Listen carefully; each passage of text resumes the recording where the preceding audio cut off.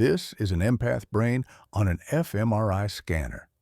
Notice the heightened activity in the mirror neuron regions, the areas that process other people's emotions.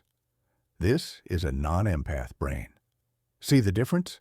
For 30 years, researchers dismissed empaths as oversensitive, until brain scans proved they're neurologically different. If you've ever been told you're too sensitive, if you've ever felt like you're absorbing everyone's emotions and no one understands, the next 60 minutes will change everything. Here's the question. No one's asking. If sensitivity is a superpower, why are you still collapsing after every social interaction? The answer isn't more understanding. You've had enough videos telling you're rare and special. What you haven't been given: actual tools to regulate your nervous system, techniques to set boundaries, practices that turn sensitivity from burden into asset. So let's fix that. In the next hour, I'm going to show you what 30 years of research from 5 independent scientists across 3 continents confirms about your brain. Carl Jung discovered it in the 1920s. He called it differentiated consciousness. She called it sensory processing sensitivity, SPS, the scientific term for high sensitivity. And in 2023, neuroscience confirmed it with brain scans. Your mirror neurons, your amygdala, your insula, they're structured differently. You're not broken. You're not too much. You're neurologically wired to process reality more deeply than 80% of the population. And now you get to learn how to master it. In the next 60 minutes, I'll walk you through 8 steps to transform sensitivity from something that drains you into something that fuels you. You'll get 5 neuroscience-backed practices you can use today, not theory, actual techniques to regulate your nervous system, to set energetic boundaries, to stop absorbing everyone's emotions like a sponge. By the end of this video, you'll know exactly what to do tomorrow morning. This is from overwhelm to mastery. Let's begin. You've probably seen them. The videos with titles like "You're Not Broken, You're Rare," or 10 Signs You're a Highly Sensitive Person. Maybe you've watched dozens of them. Maybe they even helped for a little while. For the first time, you felt seen, understood, like there was finally language for what you've been experiencing your entire life. Someone put words to the crushing loneliness, the sensory overwhelm, the feeling that everyone else got a manual for being human and you just didn't. And maybe you sat there thinking, "Oh my God, this is me. I'm not crazy. I'm not defective. There are others like me." That validation, it matters. It's real. I'm not taking that away from you. But here's the problem with stopping at validation. Validation doesn't pay your rent. Understanding doesn't stop you from collapsing on your couch at 7 p.m. after a single day at the office because you absorbed your entire team's anxiety and your boss's passive-aggressive energy and the weird tension between 2 coworkers who think no one notices. Knowing you're an empath doesn't teach you how to set a boundary without spending the next 3 days drowning in guilt, wondering if you're a terrible person. Being told you're highly sensitive doesn't give you the tools to walk into a family gathering without coming home, feeling like you need a week in isolation just to remember who you are. You can know every sign. You can relate to every description. You can feel validated by every comment section. And you can still be exhausted, still lonely, still stuck.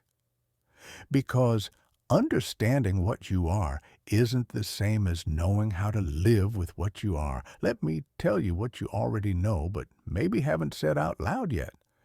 You're still collapsing after every interaction because no one taught you how to regulate a nervous system that processes emotions at 10 times the intensity of everyone around you. You're still drowning in other people's feelings because you don't have energetic boundaries. And I don't mean the kind of boundaries where you say no to coffee. I mean the kind where you can sit in a room with someone who's anxious and not absorb their anxiety into your body like it's your own. You're still spending your weekends in isolation, not because you're antisocial, but because you don't have recovery practices. You don't know how to discharge the emotional energy you accumulated all week. So you collapse, and you feel guilty about it. And then you force yourself to show up the next time, and the cycle continues. You're still stuck because you have the awareness, but not the regulation. You have the diagnosis, but not the treatment. You have the understanding, but not the practice. And I know because I've read the comments, because I've talked to thousands of empaths and highly sensitive people. I know you're nodding right now. I know you're thinking, yes, exactly, this is my life. But what do I do about it? Because you've tried things, haven't you? You've tried meditating, and it helped for about 10 minutes until you went back into the world. You've tried therapy, and your therapist doesn't really get it because they're not wired this way. You've tried telling people you need space, and they made you feel selfish.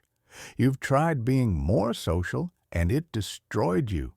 You've tried being less social, and the loneliness destroyed you differently.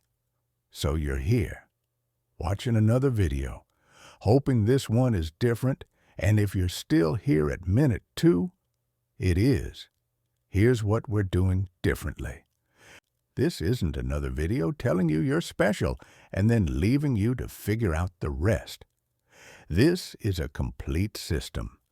3 phases: recognition, regulation, integration. First, recognition. We're going through 8 signs, and yes, you probably know most of them.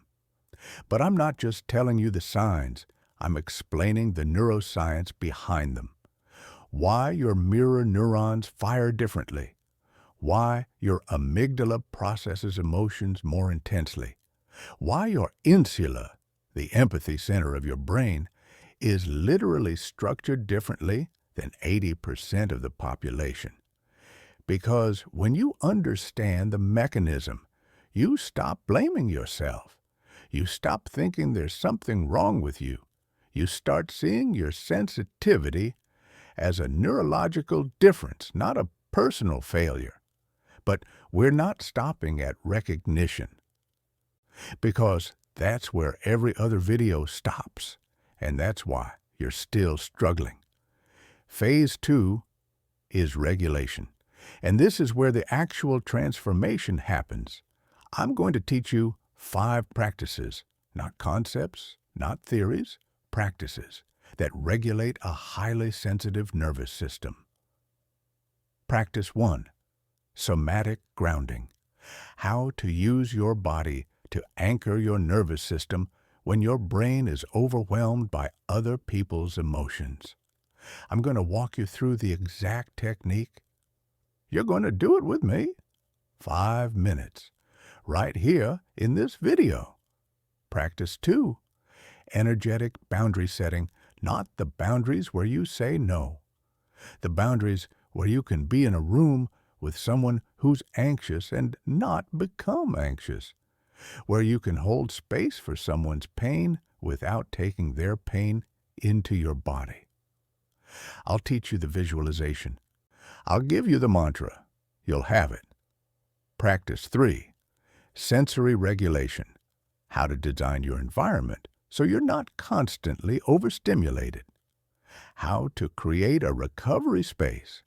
How to transition from the world back to yourself without needing 3 days to decompress. Practice 4. Emotional alchemy. How to turn the emotions you've absorbed into information instead of letting them destroy you. Journaling framework. 4 questions. You'll write them down. You'll use them tonight. Practice 5. strategic withdrawal, how to give yourself permission to need more alone time than everyone else without guilt, how to decline social invitations without feeling like a terrible person, exact scripts. You'll have the words, these aren't things to try someday, these are things you're going to practice today. Some of them you're going to practice right now in this video with me. And then phase 3, integration. I'm going to show you 3 people who've done this. Real people, where they were a year ago, what practices they used, where they are now, and then I'm going to give you a road map. 30 days, 60 days, 90 days. What to practice when, how to know it's working, what to expect. By the end of this video, you'll have the complete system, from understanding what you are, to regulating how you experience the world, to integrating it into a life that doesn't drain you every single day. From overwhelm to mastery. That's the promise. And one more thing before we start. Go to the description right now and download the companion workbook. It has every practice written out. It has journaling templates. It has a 30-day tracker. You're going to want it. Get it now. Link in the description. Okay, let's begin. So, let's talk about where this comes from. In the early 1900s at Burghölzli Hospital in Zurich, Carl Jung began documenting something extraordinary. Patients who couldn't function in normal social situations, not because of anxiety, not because of trauma, but because they saw too much. One woman, he called her patient M in his case notes, couldn't attend dinner parties, not because she was shy, but because she could see through every social facade, every polite smile hiding resentment, every casual conversation masking deeper pain. The performative nature of social reality was so visible to her that participating in it felt like lying. Jung was struck by the precision of her perception. She wasn't imagining things. She wasn't projecting. She was seeing patterns in human behavior that others genuinely couldn't see, and it was destroying her. Because when you see what others don't, you become isolated by your own awareness. He called this differentiated consciousness, the ability to perceive multiple layers of reality simultaneously. Most people experience life on 1 or 2 levels.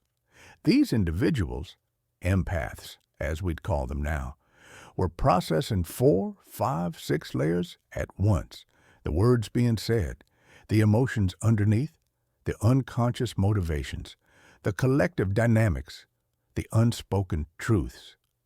And Jung documented something crucial. This wasn't a disorder. It was a neurological and psychological difference. These people weren't broken.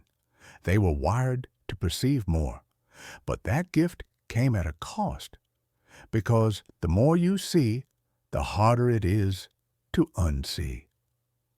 And the harder it is to find others who see what you see. Jung spent decades working with these patients, and what he discovered became the foundation for everything we now know about empaths and highly sensitive people. He understood that awareness without integration creates suffering, that you can't just tell someone you see too much and leave them to deal with it. You have to teach them how to metabolize what they're perceiving. That's where shadow work came from. That's where the concept of individuation came from. The idea that you must integrate what you perceive, especially the difficult truths, or it will fragment you. Fast forward 90 years. 1991. Dr. Elaine Aron, a research psychologist, begins studying what she calls highly sensitive people. And she's going to prove that Jung was right. For 30 years, she studies over 15,000 individuals across multiple countries. She measures, she tests, she documents, and she discovers something remarkable. Approximately 15 to 20% of the population has a specific trait she names sensory processing sensitivity. This isn't a disorder. It's not something to diagnose or fix. It's a neurological trait present from birth, like being left-handed or having perfect pitch. And it's consistent across cultures, across genders, across every demographic she studies. People with this trait process information more deeply. They notice subtleties that others miss. They're more affected by external stimuli, sounds, lights, textures, emotions. They reflect before acting. They have rich inner lives. And yes, they feel more deeply than the average person. But here's what's crucial. Dr. Aaron proved this isn't about being fragile or weak or overly emotional. It's about having a nervous system that's calibrated differently. Your sensory threshold is lower. Your emotional reactivity is higher. Your depth of cognitive processing is greater.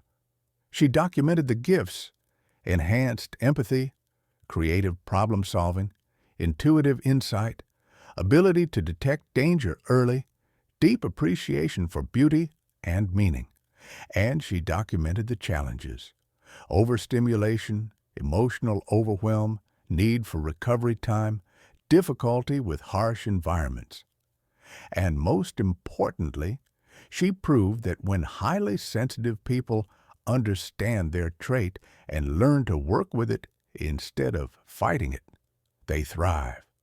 They don't just survive, they excel, because their depth of processing becomes a strategic advantage instead of a burden. Dr. Aaron's research gave us the language, the framework, the validation that this is real, it's measurable, and it's not something you need to fix. It's something you need to understand and regulate. And then came the neuroscience.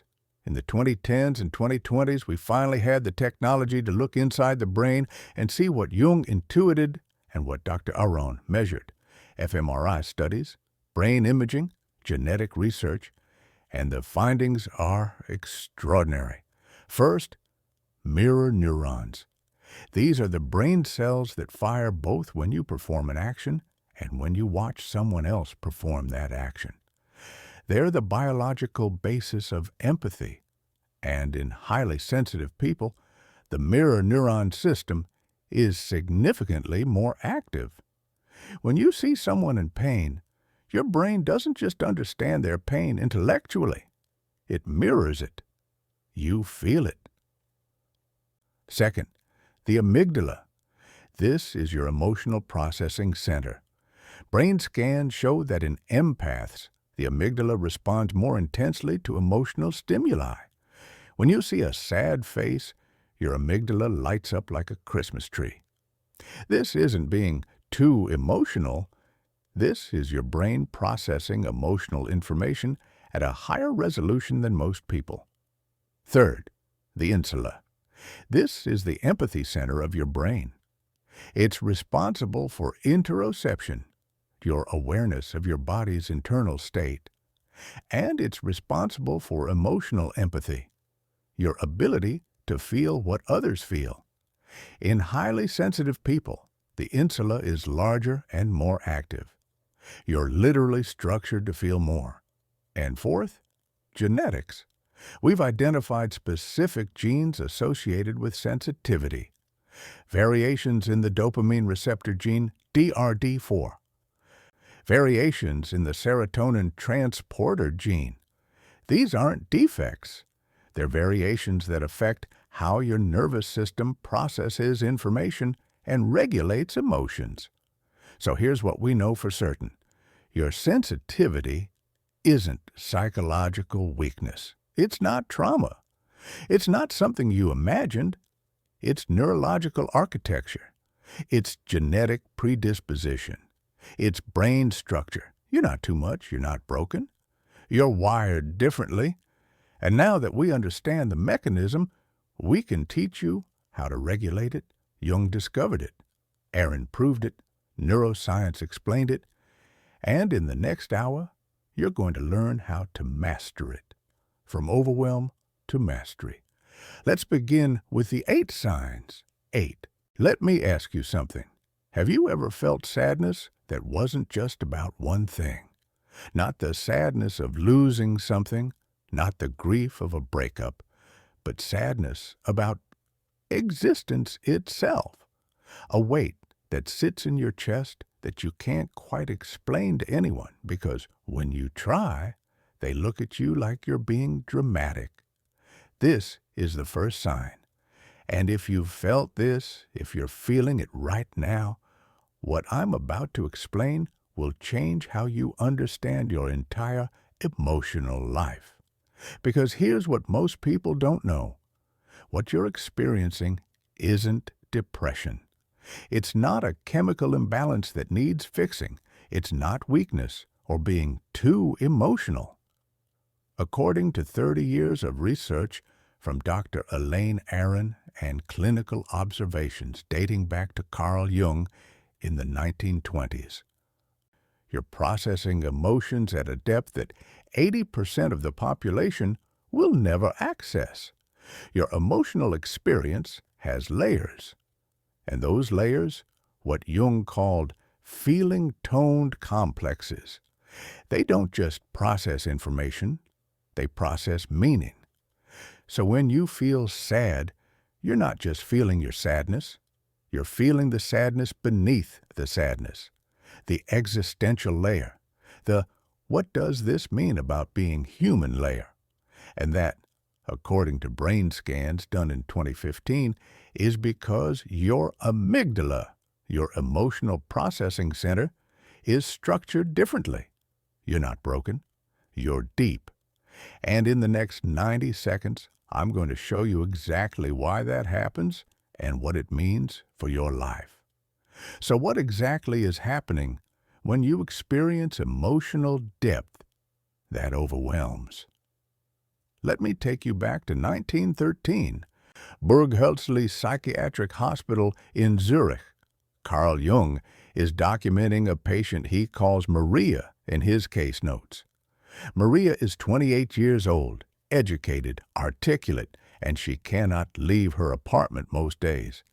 Not because she's agoraphobic in the traditional sense, but because, and this is a direct quote from Jung's notes, she feels the weight of human suffering the moment she steps into the street.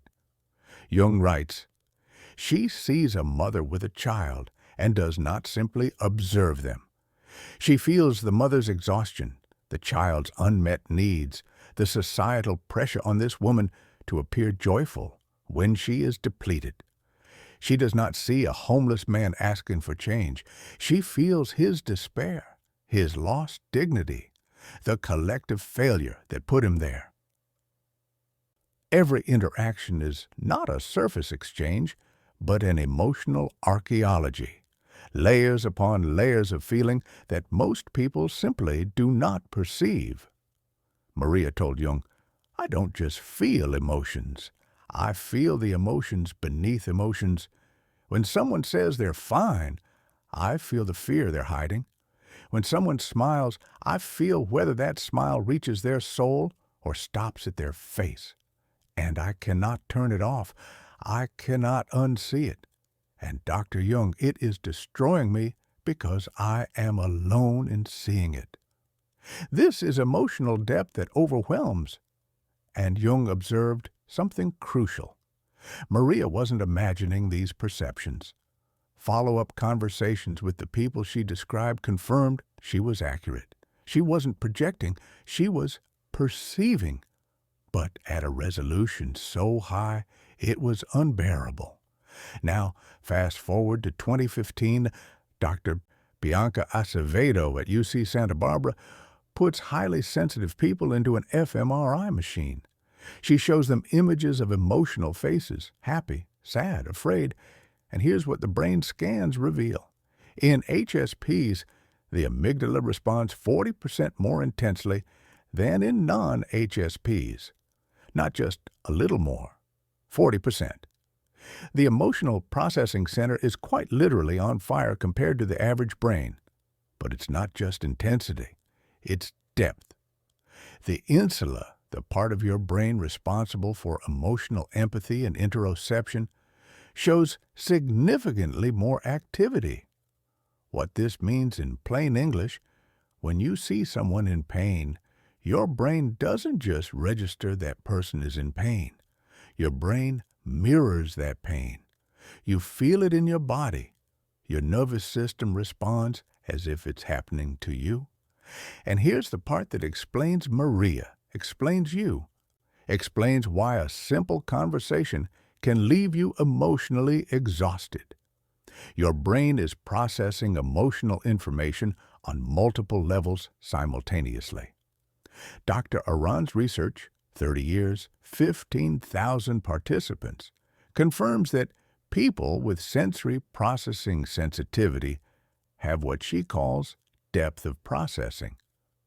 You're not just noticing the emotion, you're noticing the surface emotion and what they're saying, the hidden emotion, what they're not saying, the origin, why they're feeling this way, the implication, what this means for them, for you, for the relationship, the collective pattern, how this fits into larger human dynamics, all of that, simultaneously, in seconds. Think of it like this. Most people experience emotions in standard definition. You experience them in 4K, every pixel visible, every nuance clear. And while everyone else is watching the movie, you're seeing the compression artifacts, the lighting choices, the micro-expressions the actors didn't even know they were making. That's not a superpower yet. Right now, it's overwhelming because you're receiving all this data with no system to process it. It's like having a fire hose of emotional information pointed at your face every time you interact with another human being. And the loneliness Maria felt in 1913, you feel it in 2025. Because when you try to explain this to someone who doesn't experience it, they think you're overanalyzing, being sensitive, making things complicated. But you're not making it complicated. It is complicated. You're just the only one seeing the complication. So here's how you know if this is you. Pause for a second and think about the last time you had a conversation with someone, a friend, family member, co-worker.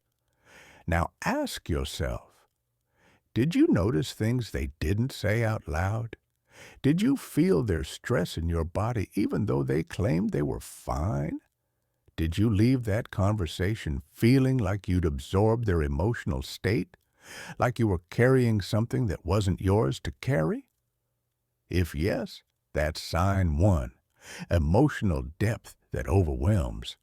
And here's what most people don't tell you. This isn't something to fix. Dr. Aron's research is very clear on this. This is a neurological trait, not a disorder. Your amygdala isn't broken. It's built differently.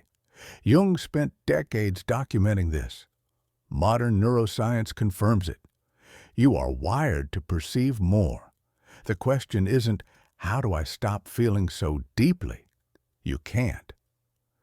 Your brain structure doesn't change. The question is, how do I manage the depth without being destroyed by it? And that's exactly what we're going to address in the regulation phase, starting at minute 26. But first, you need to understand all 8 signs, because emotional depth is just the beginning. This goes much deeper than feelings. And sign 2? It's about the hunger, the curiosity you cannot satisfy no matter how much you learn. Let me show you what Jung discovered about that. Have you ever been in a conversation where someone gives you an answer and your immediate response internally, maybe not out loud, is, but why? And when they explain the why, you think, okay, but why that? and you can feel them getting frustrated with you because to them the answer was sufficient. But to you, it's like they stopped the explanation 3 layers too early. This is sign 2. And if you spent your entire life being told you overthink everything, or why can't you just accept things, or not everything needs to be analyzed, what I'm about to share will explain why that's not a choice you're making. It's how your mind is structured. Because according to Jung's clinical observations and modern neuroimaging studies, your brain doesn't just process information. It patterns information, it connects information, it integrates information across multiple domains simultaneously. What looks like overthinking to other people is actually your prefrontal cortex doing what it's designed to do. But at a level of activity, most people's brains simply don't reach. You're not overthinking. You're thinking at the depth your neurology demands.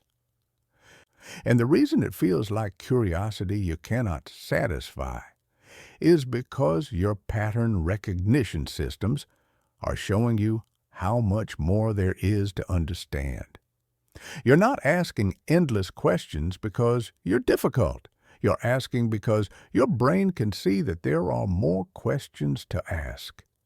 And in the next 90 seconds, I'm going to show you what Jung discovered about this in his patients, what modern neuroscience reveals about your brain structure, and why this hunger, this relentless need to understand, is not a flaw. It's a feature. Let me introduce you to Heinrich, not his real name, but a real patient from Jung's notes from 1921.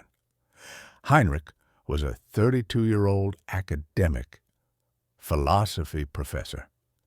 And he came to Jung not because of depression or anxiety in the traditional sense, but because, and I'm quoting Jung's case notes here, his mind will not rest.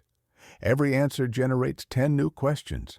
Every explanation reveals 10 deeper layers. And he cannot connect with other human beings because they are satisfied with surface explanations that to him feel like lies. Jung writes about a specific interaction. Heinrich is at a dinner party. Someone mentions they're taking a vacation to Italy. Normal conversation would be, "Oh, how nice. Enjoy your trip." But Heinrich's mind immediately goes, "Why Italy? What are they seeking that their current location doesn't provide? Is this escapism or genuine cultural interest? What does their choice of destination reveal about their unmet psychological needs?" And when Heinrich asks even a fraction of these questions out loud, people think he's being interrogative, intense. Why can't you just let someone enjoy their vacation? But Heinrich isn't trying to ruin anything. His brain is showing him patterns, connections, meanings. And to ignore those patterns feels like willful blindness. Jung called this the transcendent function, the mind's drive to unite conscious and unconscious material, to integrate disparate information into coherent wholes. But in people like Heinrich, in people like you, this function is hyperactive. It doesn't turn off. Every piece of information your brain receives immediately connects to 17 other pieces of information, generating new questions, new patterns, new integrations. Now let's look at what happens in your brain when this occurs. Dr. Jadzia Jagielowicz at Stony Brook University studied this using fMRI in 2018. She gave highly sensitive people and non-HSPs pattern recognition tasks. Same tasks, same difficulty. Here's what she found. In HSPs, the prefrontal cortex, your brain's executive function and pattern integration center, showed significantly elevated activity, not just during the task, but between tasks, meaning your brain doesn't stop processing when the formal task ends. It continues integrating information in the background. But there's more.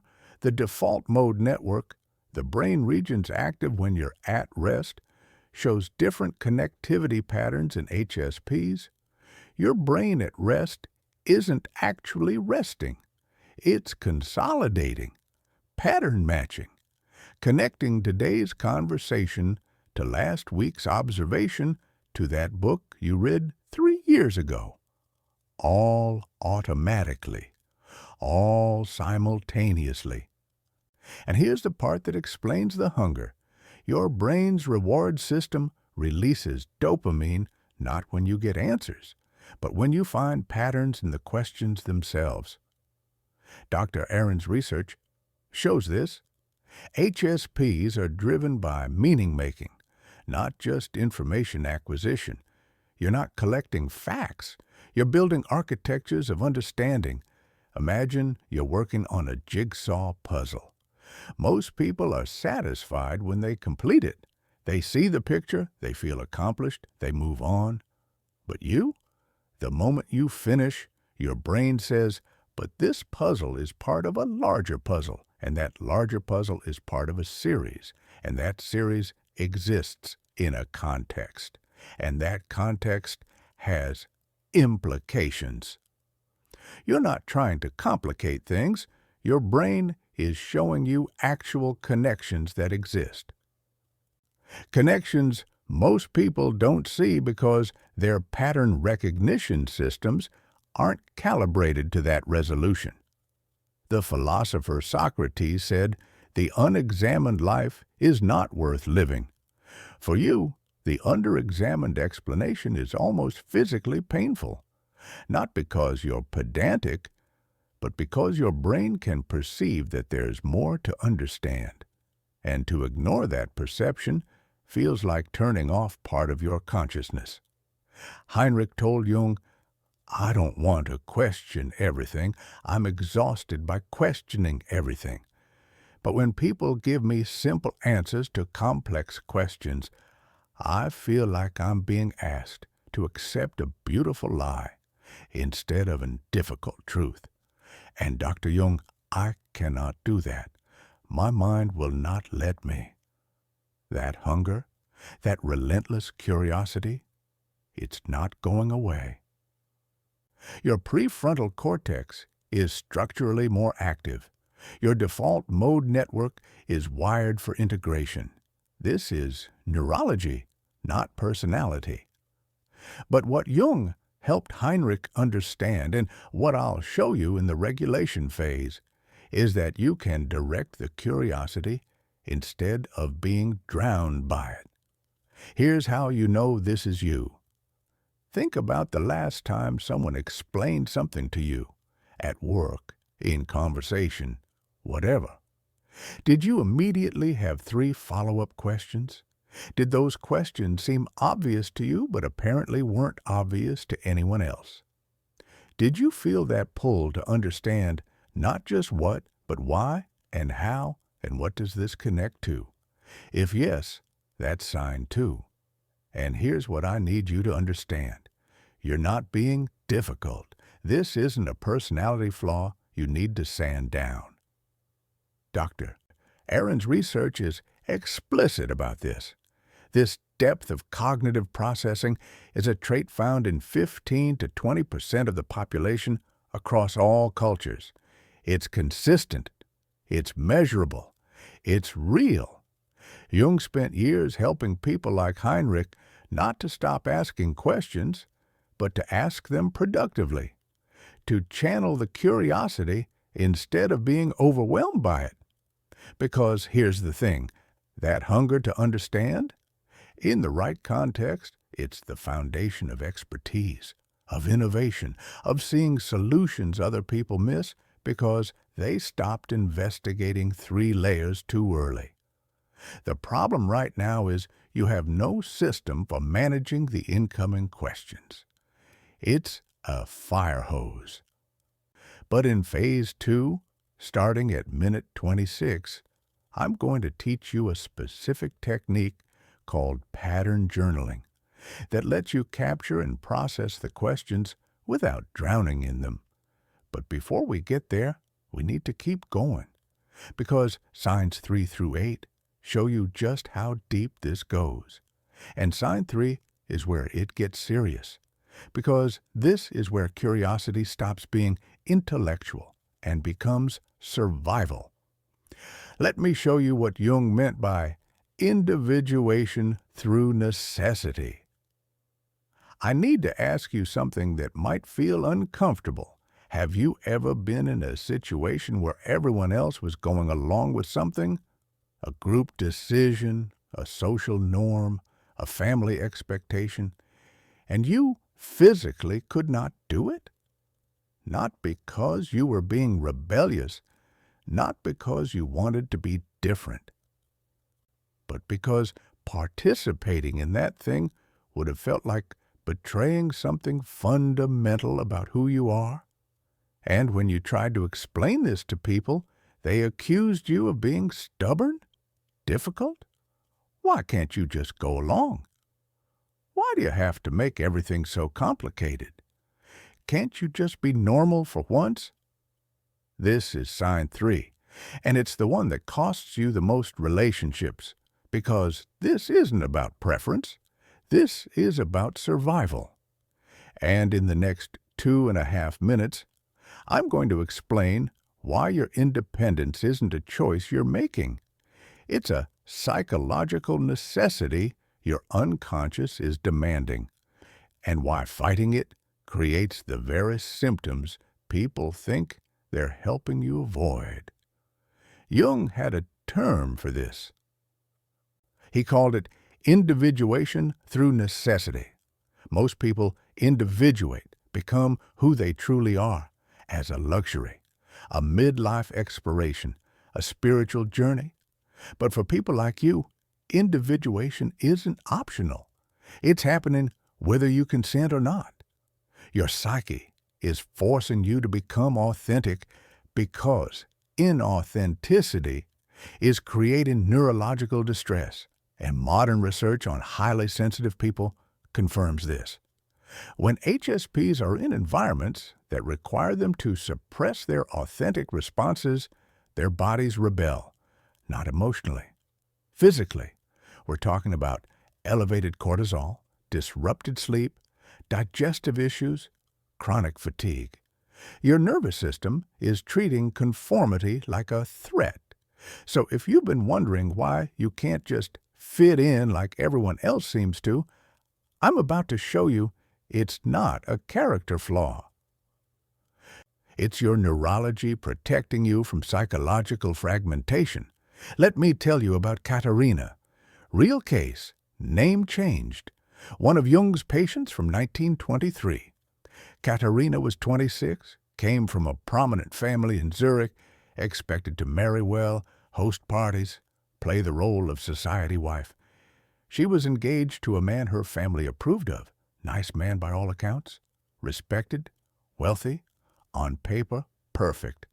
But Katerina was having physical symptoms, migraines, insomnia, nausea before social events. Her family physician found nothing wrong.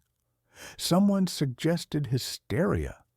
Someone else suggested she was inventing illness to avoid responsibilities. That's when they sent her to Jung. And here's what Jung discovered in their sessions. Katerina wasn't avoiding marriage because she didn't love the man. She wasn't rebelling because she was spoiled. She was having a physiological crisis because her unconscious was rejecting a life that required her to perform a self that wasn't authentic. Jung writes, and this is a direct quote, "The patient is not ill because of psychological weakness. She is ill because her psyche is demanding she become who she actually is. And every day spent in the performance of a false self creates what I can only describe as a form of internal violence. Her body is speaking what her social conditioning will not allow her to say. This life is not mine to live." Katerina told Jung, I don't want to be difficult. I want to want what my family wants for me. I want to fit into the life they've built. But when I try, I feel like I'm dying. Not metaphorically dying, actually dying, like something in me is being extinguished. And, Dr. Chung, I cannot explain this to anyone because they think I'm being selfish, but I'm not choosing this resistance, it's choosing me. Jung helped Katerina understand something radical. Her fierce independence wasn't rebellion. It was her psyche's survival mechanism. What he called the self, capital S, was trying to emerge. And when we force that self underground to fit social expectations, the unconscious creates symptoms to signal danger. This is individuation through necessity. Now let's look at what science shows us about this. Dr. Elaine Aron's research on highly sensitive people found something startling. HSPs have lower tolerance for incongruence between their internal state and external performance. When you're asked to act in ways that contradict your authentic responses, your amygdala, threat detection center, activates as if you're under actual threat. A 2018 study by Dr. Bianca Acevedo used fMRI to study this. They had HSPs and non-HSPs perform tasks that required them to suppress authentic emotional responses, basically fake emotions. In HSPs, this activated the anterior cingulate cortex, the part of your brain that lights up during physical pain. Inauthenticity doesn't just feel bad to you, your brain processes it as pain. And here's the physiological piece. Dr. Aron's research shows that HSPs in chronically inauthentic environments show elevated baseline cortisol, stress hormone, disrupted HPA axis function, and higher rates of burnout and physical illness. Not because they're weak, because their nervous systems are wired to detect and reject inauthenticity as a survival mechanism. Think of it like this. Some people are allergic to peanuts. They don't choose to be allergic. They can't just mind over matter their way through a peanut butter sandwich.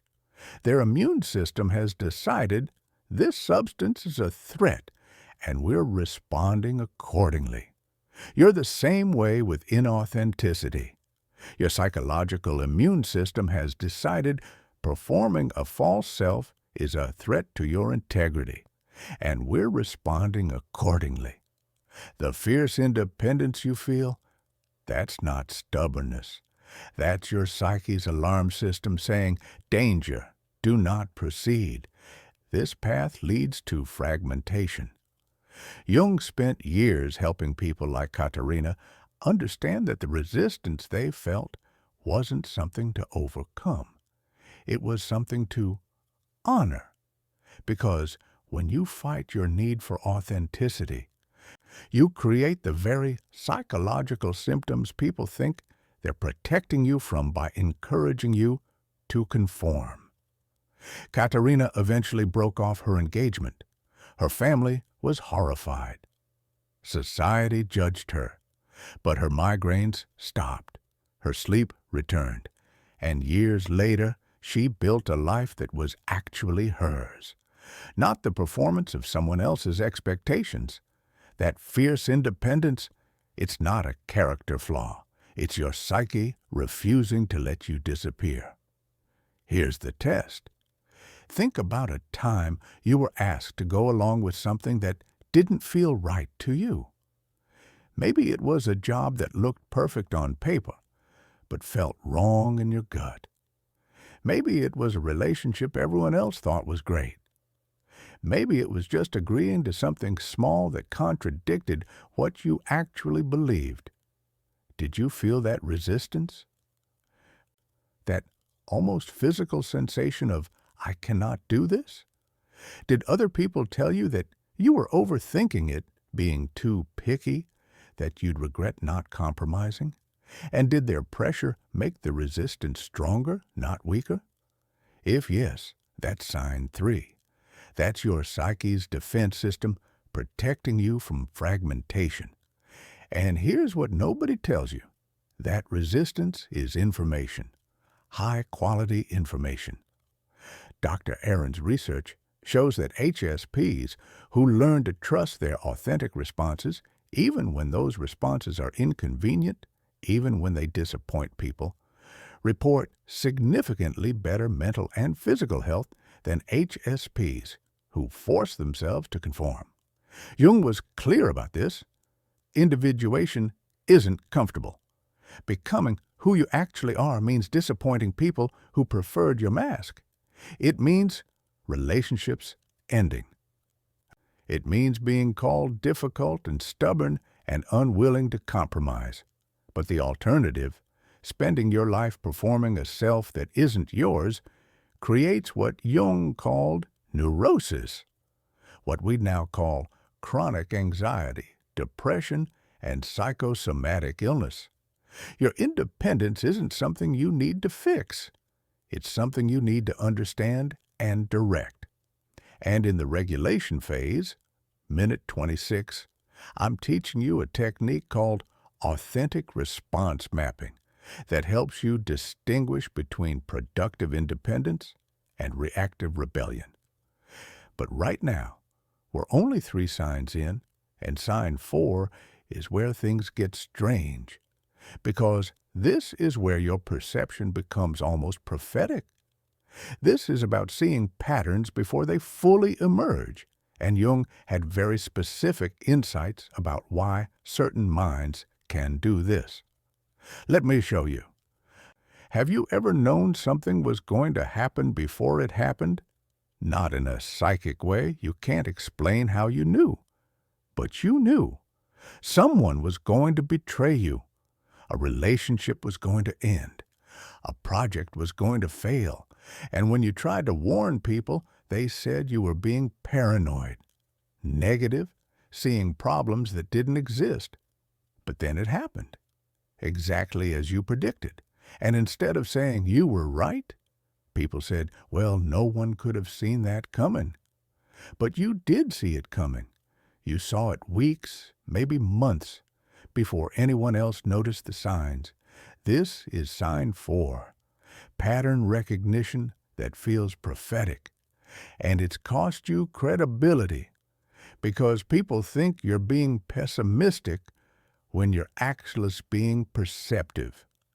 Here's what's actually happening. According to Jung's research on intuition and modern neuroscience on pattern recognition, your brain is processing subtle cues, micro-expressions, tonal shifts, behavioral inconsistencies that most people's brains filter out as irrelevant. You're not predicting the future. You're seeing the present with such clarity that future outcomes become obvious. Dr. Elaine Aron calls this subtle stimuli detection. Your nervous system is calibrated to notice details most people miss. And your pattern recognition networks, the parts of your brain that connect disparate information, are hyperactive. So you see connections before they become obvious. You see trajectories before they complete. You're not psychic. You're perceptive. And in the next 90 seconds, I'm going to show you exactly how your brain does this, why it feels like prophecy, and why being right about bad things doesn't make you negative. It makes you accurate. Let me introduce you to one of Jung's most fascinating case studies, a patient he referred to only as E, documented in 1918.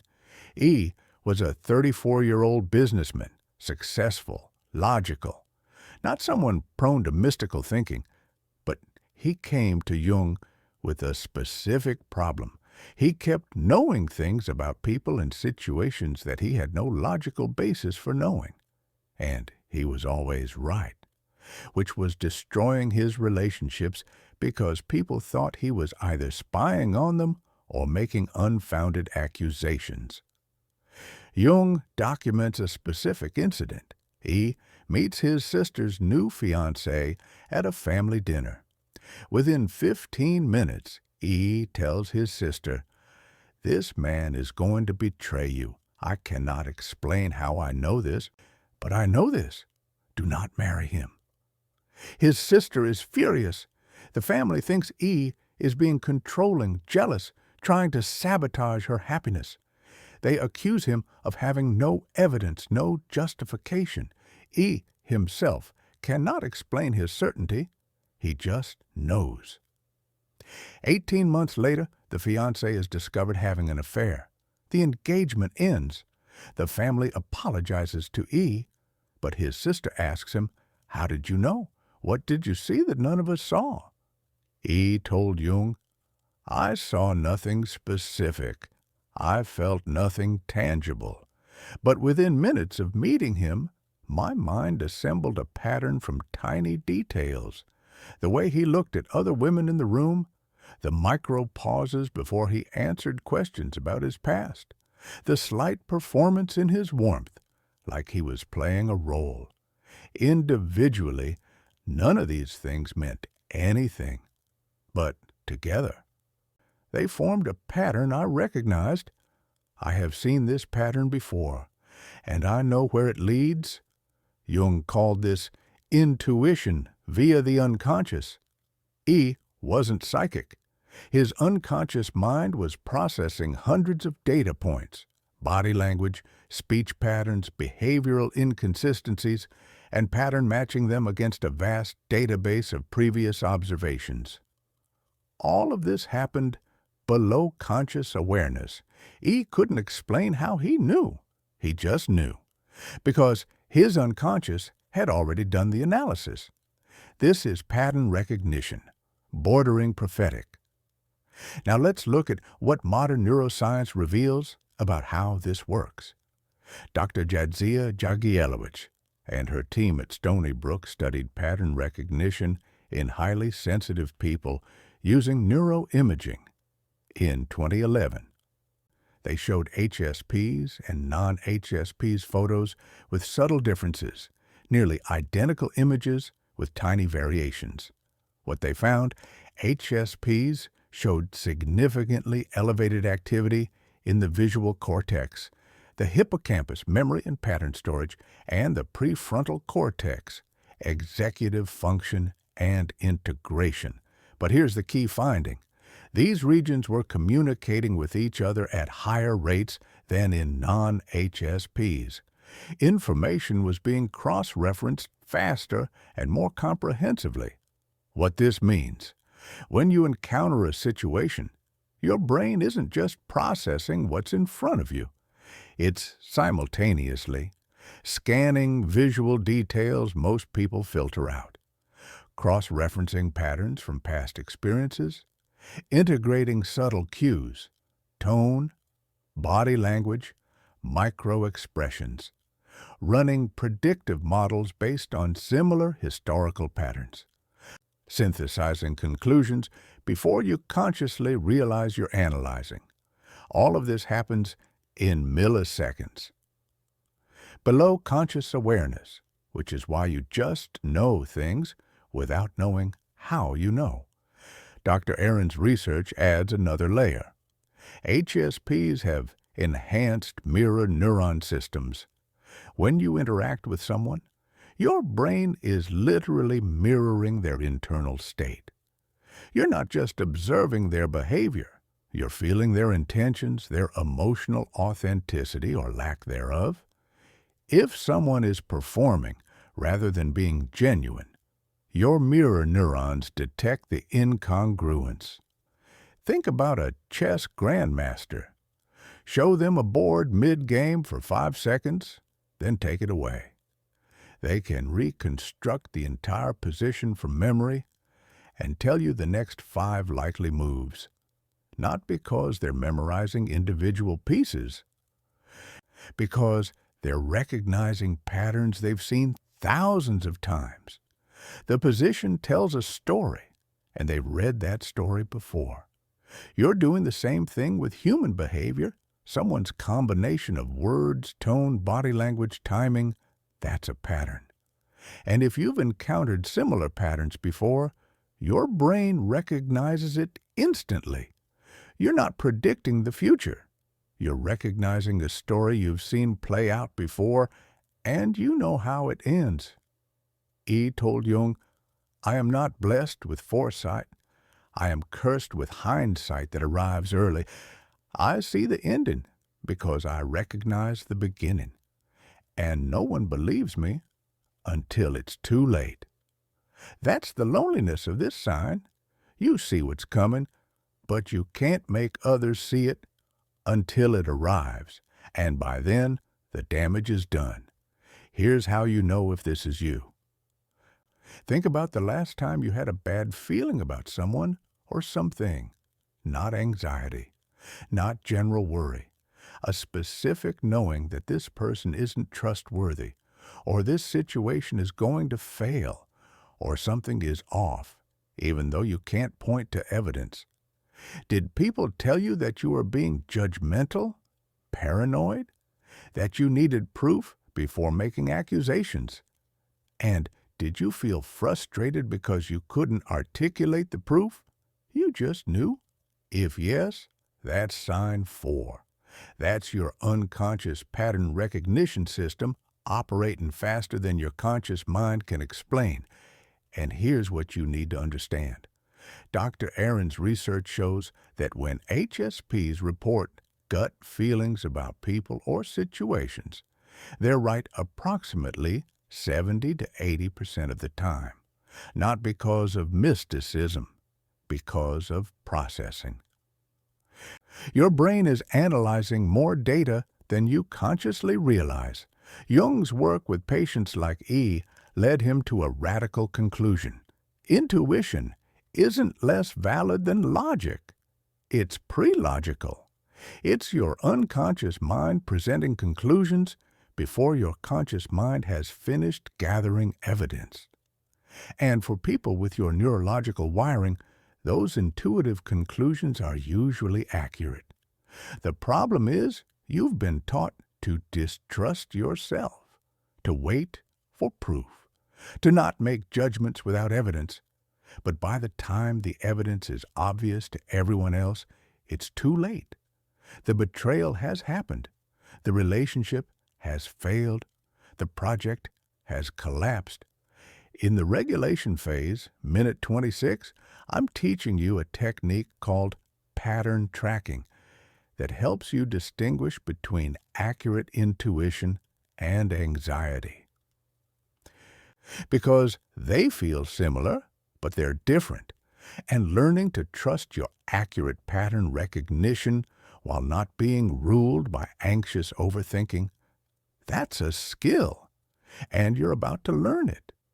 But we're not done with the signs. We're halfway through. And sign 5 is about meaning, about your inability to pursue anything that doesn't have deeper purpose, and why that's not idealism, it's necessity. Let me show you what Jung discovered about that.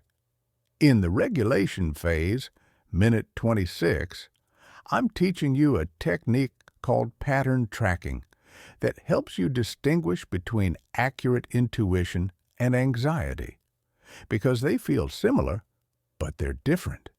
And learning to trust your accurate pattern recognition while not being ruled by anxious overthinking, that's a skill, and you're about to learn it. But we're not done with the signs. We're halfway through, and if you're still here at minute 15, you've just recognized yourself in 4 profound ways. That's not nothing. That's 4 pieces of a puzzle you've been trying to solve your entire life. 4 more to go. Stay with me.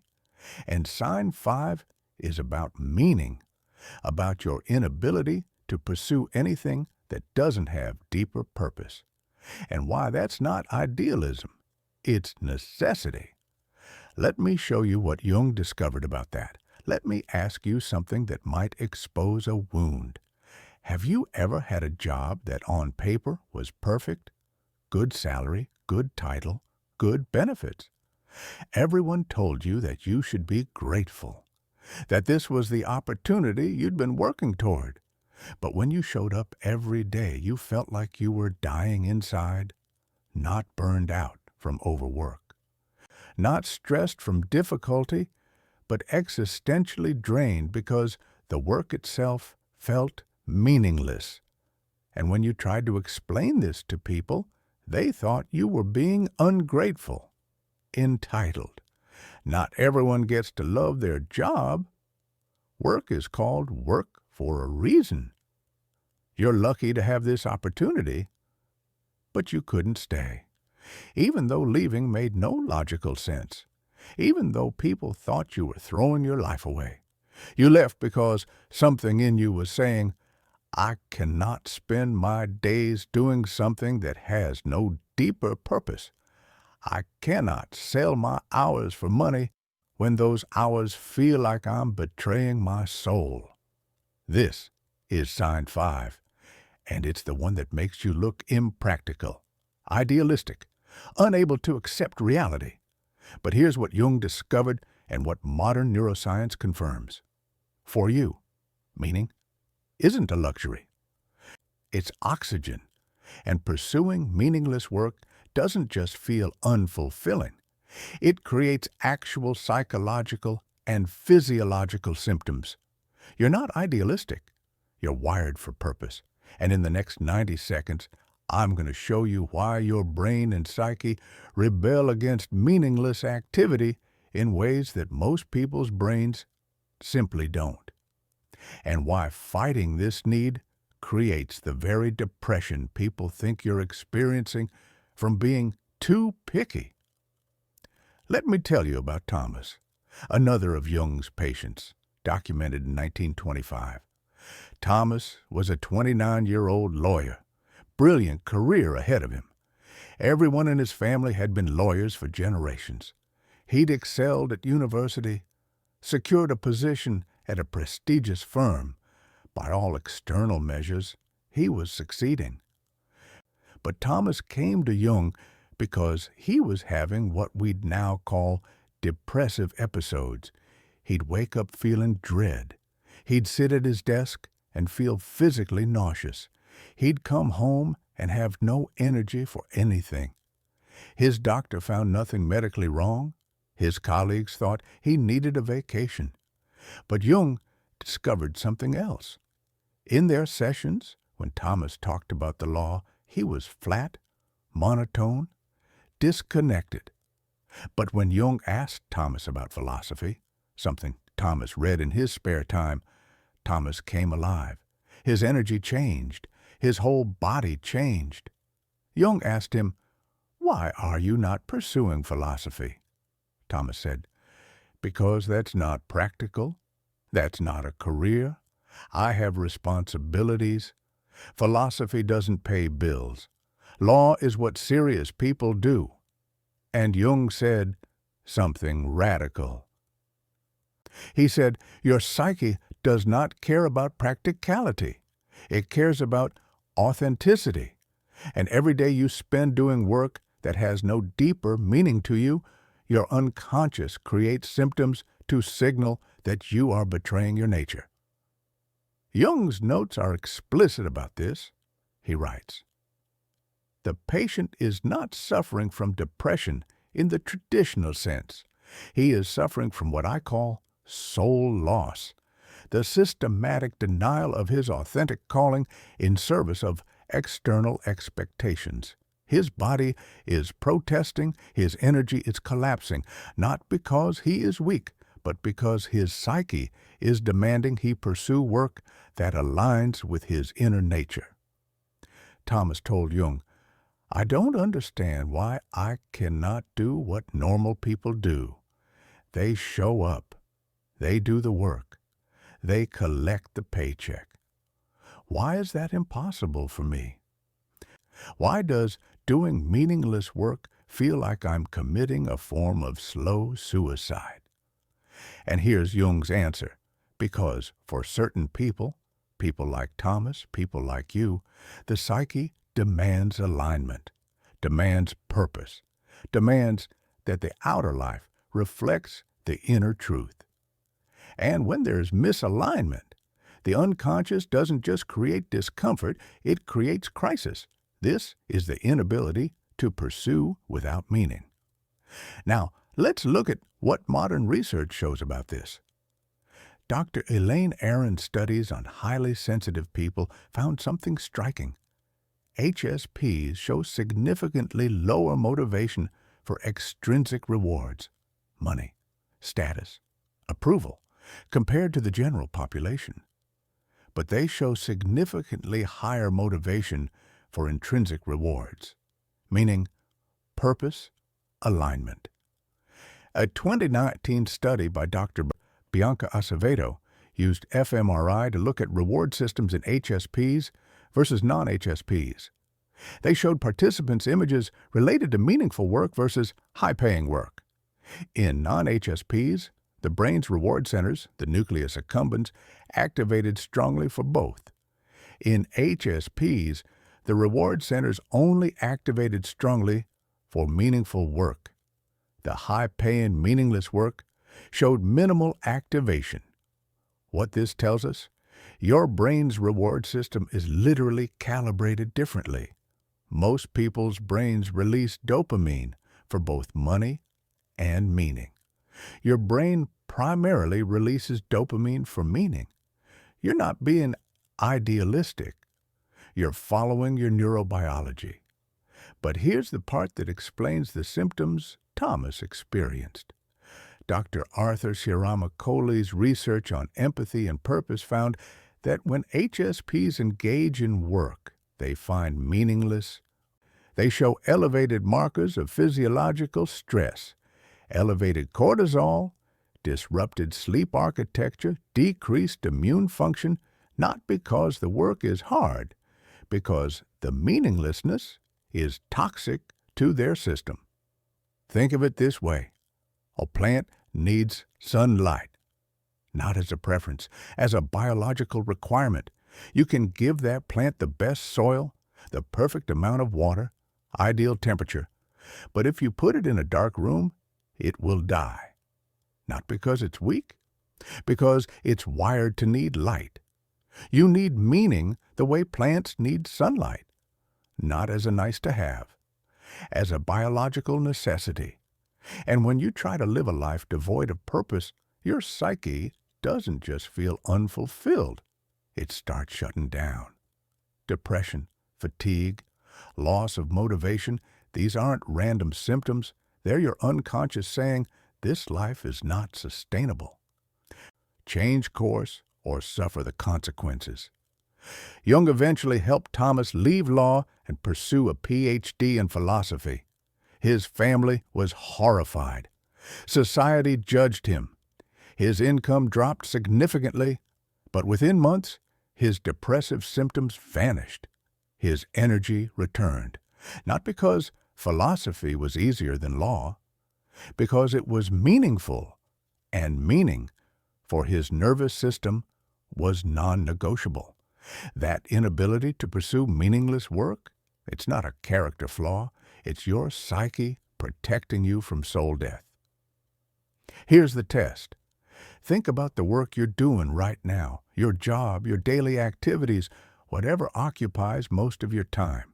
Now ask yourself, if someone asked you why this work matters, could you give an answer that satisfies you? Not an answer that sounds good, an answer that feels true. If you hesitate, if you feel that familiar emptiness, if the best you can come up with is it pays the bills, that's sign 5. That's your psyche, signaling misalignment. And here's what you need to hear. Dr. Aron's research is unambiguous about this. HSPs who spend prolonged periods in meaningless work show significantly higher rates of depression, anxiety, and burnout compared to HSPs in purpose-aligned work. This isn't about being precious or picky. This is about survival. Jung spent decades helping people understand that the psyche's demand for meaning isn't something to overcome with discipline or gratitude practices. It's something to honor. Because when you honor it, when you align your outer life with your inner purpose, Even if that means less money, less status, less approval, your mental and physical health improves dramatically. Now, I know what some of you are thinking. This sounds great, but I have bills. I have responsibilities. I can't just quit my job and pursue my passion. And you're right. Meaning doesn't pay rent.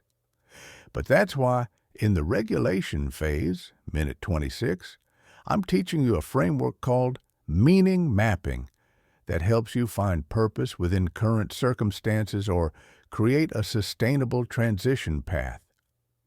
You don't have to quit tomorrow, but you do have to start honoring this need, because ignoring it creates the very crisis people are trying to avoid by telling you to be practical. We're 5 signs in, 3 more to go, and sign 6 might be the hardest one to accept, because this is about loss, about how quickly you outgrow people, and why that's not cold, it's growth. Let me show you what Jung meant by psychological transformation. I need to ask you about something you probably feel guilty about. How many friendships have you outgrown in the last 5 years? How many people who were once central to your life are now not? Not because of a fight, not because of betrayal, but because you changed, you evolved, and they didn't. And suddenly, the conversations that used to feel nourishing started feeling empty. The connection that used to feel real started feeling performative. And when you started pulling away, did people accuse you of being cold, judgmental? You think you're better than us now? You've changed. And yes, you have changed. But here's what they don't understand. You didn't choose to outgrow them. Your psyche is outgrowing anything that no longer serves your evolution. This is sign 6. And it's the one that makes you feel guilty. Because society tells us that loyalty means staying, that good people maintain friendships regardless of whether those friendships still fit who they're becoming.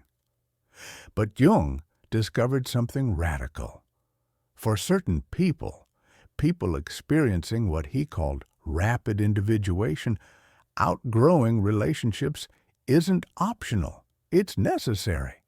It's your psyche's way of protecting your transformation, and modern research on highly sensitive people confirms this. HSPs show significantly lower tolerance for stagnant relationships, not because they're judgmental, because their nervous systems are wired for growth. And relationships that don't evolve start creating psychological distress. You're not cold. You're evolving. And in the next 90 seconds, I'm going to show you why your speed of transformation requires you to release people, and why feeling guilty about it is the last thing you should be doing. Let me tell you about Anna, one of Jung's patients from 1927. Anna was 31. She came to Jung not because of depression or anxiety, but because she felt like she was becoming a different person every 6 months. And with each transformation, she was losing friends. Relationships that had been central to her life for years were suddenly irrelevant, and she felt like a terrible person for feeling that way. Jung documents one specific example. Anna had a best friend, someone she'd known since childhood. This friend was consistent, stable, unchanged. But Anna was reading philosophy, exploring psychology, questioning everything about how she'd been raised. And when she tried to share these explorations with her friend, the friend would say, "Why can't you just be happy? Why do you have to question everything? You used to be so much more fun." Anna told Jung, "I don't want to lose her. She's been in my life for 20 years. But when we spend time together now, I feel like I'm performing a version of myself that no longer exists." She wants the old Anna, but the old Anna is gone, and I cannot resurrect her just to maintain comfort. Jung observed something crucial in his notes. He writes, "The patient is not abandoning relationships out of arrogance or superiority. She is shedding relationships the way a snake sheds skin, not because the old skin was bad, but because she has outgrown it. And attempting to remain in relationships that no longer fit her psychological size is creating constriction. She feels guilty for growing, but growth, by definition, requires leaving things behind." Jung called this individuation velocity. Most people individuate slowly, gradually over decades. Their friendships evolve at a similar pace. So there's no friction, but certain people, empaths, highly sensitive people undergoing rapid psychological development, individuate at such speed that their relationships cannot keep up, and they're forced to choose: slow your growth to match their pace, or continue evolving and accept the loneliness that comes with it. Anna asked Jung, "Am I supposed to just keep losing people? Is that the cost of becoming who I'm meant to be?" And Jung's answer was honest. He said, "Yes, but you are not losing people. You are releasing versions of yourself that those relationships were designed to fit. And until you meet people who match your current size, you will feel lonely. But that loneliness is preferable to the slow death of staying small to keep others comfortable." Now let's look at what research shows about this. Dr. Elaine Aron's studies found that highly sensitive people report higher rates of friendship turnover compared to non-HSPs, not because they're flaky or disloyal, but because their depth of processing leads to faster personal evolution. And as they evolve, their relational needs change. A 2017 study on empaths and relationship patterns found something striking. Empaths show significantly lower tolerance for what researchers called static relationships, relationships where growth has plateaued. When empaths perceive that a relationship has stopped evolving, they report feeling psychologically suffocated, not metaphorically. They describe actual sensations of constriction, like they can't breathe in the presence of that person. Dr. Arthur Sierra Macauley's work on empathy and authenticity adds another layer. He found that empaths require what he calls evolutionary resonance in relationships, meaning they need to feel that the other person is also growing, also questioning, also transforming. When that evolutionary resonance disappears, empaths don't consciously decide to leave. They simply find themselves pulling away, often without fully understanding why. Think of it like this. Imagine you're living in a house. It's comfortable. It fits perfectly. Your friends visit all the time. Everyone knows where everything is. But you start growing, physically growing, and suddenly the ceilings are too low. You have to duck through doorways. You can't stand up straight. Your friends keep visiting, and they're comfortable because the house still fits them. But you're not comfortable. You're constricted. And they say, "What's wrong with you? This house is perfect. Why can't you just be happy here?" But you can't explain to them that you've outgrown the space. They can't see your size change because they're not experiencing it. That's what happens with relationships. You grow psychologically. The relationship that once fit perfectly is now too small, and your friends don't understand because they're not growing at your pace. To them, nothing has changed. To you, everything has changed. Jung was explicit about this. Staying in relationships you've outgrown doesn't just create discomfort, it stunts your development. Your psyche will slow its evolution to maintain connection, And that slowing creates resentment, depression, a feeling of being trapped. Anna eventually let that friendship fade. It devastated her. She grieved it like a death. But years later, she told Jung, "I miss who she was to me when I was that version of myself, but I don't miss her now, because the person I've become needs different nourishment, and pretending I don't need that different nourishment would be betraying my own evolution." Here's how you know if this is you. Think about the friendships you had 5 years ago. How many of those people are still genuinely close to you? Not people you keep in touch with out of obligation, but people you actually want to spend time with. People who still feel nourishing. If the number is low, if you've gone through multiple friend groups, if you feel like you keep evolving past people, that's sign 6. That's rapid individuation. And here's what you need to hear. Dr. Aaron's research shows that HSPs who honor their need for evolutionary relationships report significantly higher life satisfaction than HSPs who force themselves to maintain stagnant relationships out of guilt or obligation. You're not being a bad friend. You're being true to your growth. Jung was very clear about this. You cannot betray your individuation to maintain comfort for others. That betrayal creates what he called neurotic symptoms: depression, anxiety, loss of vitality. Your psyche demands evolution, and evolution requires release. Now, does this mean you have to be cold? No. Does it mean you cut people off without explanation? No. In the regulation phase, minute 26, I'm teaching you a technique called conscious release that helps you honor relationships for what they were while acknowledging they're no longer what you need.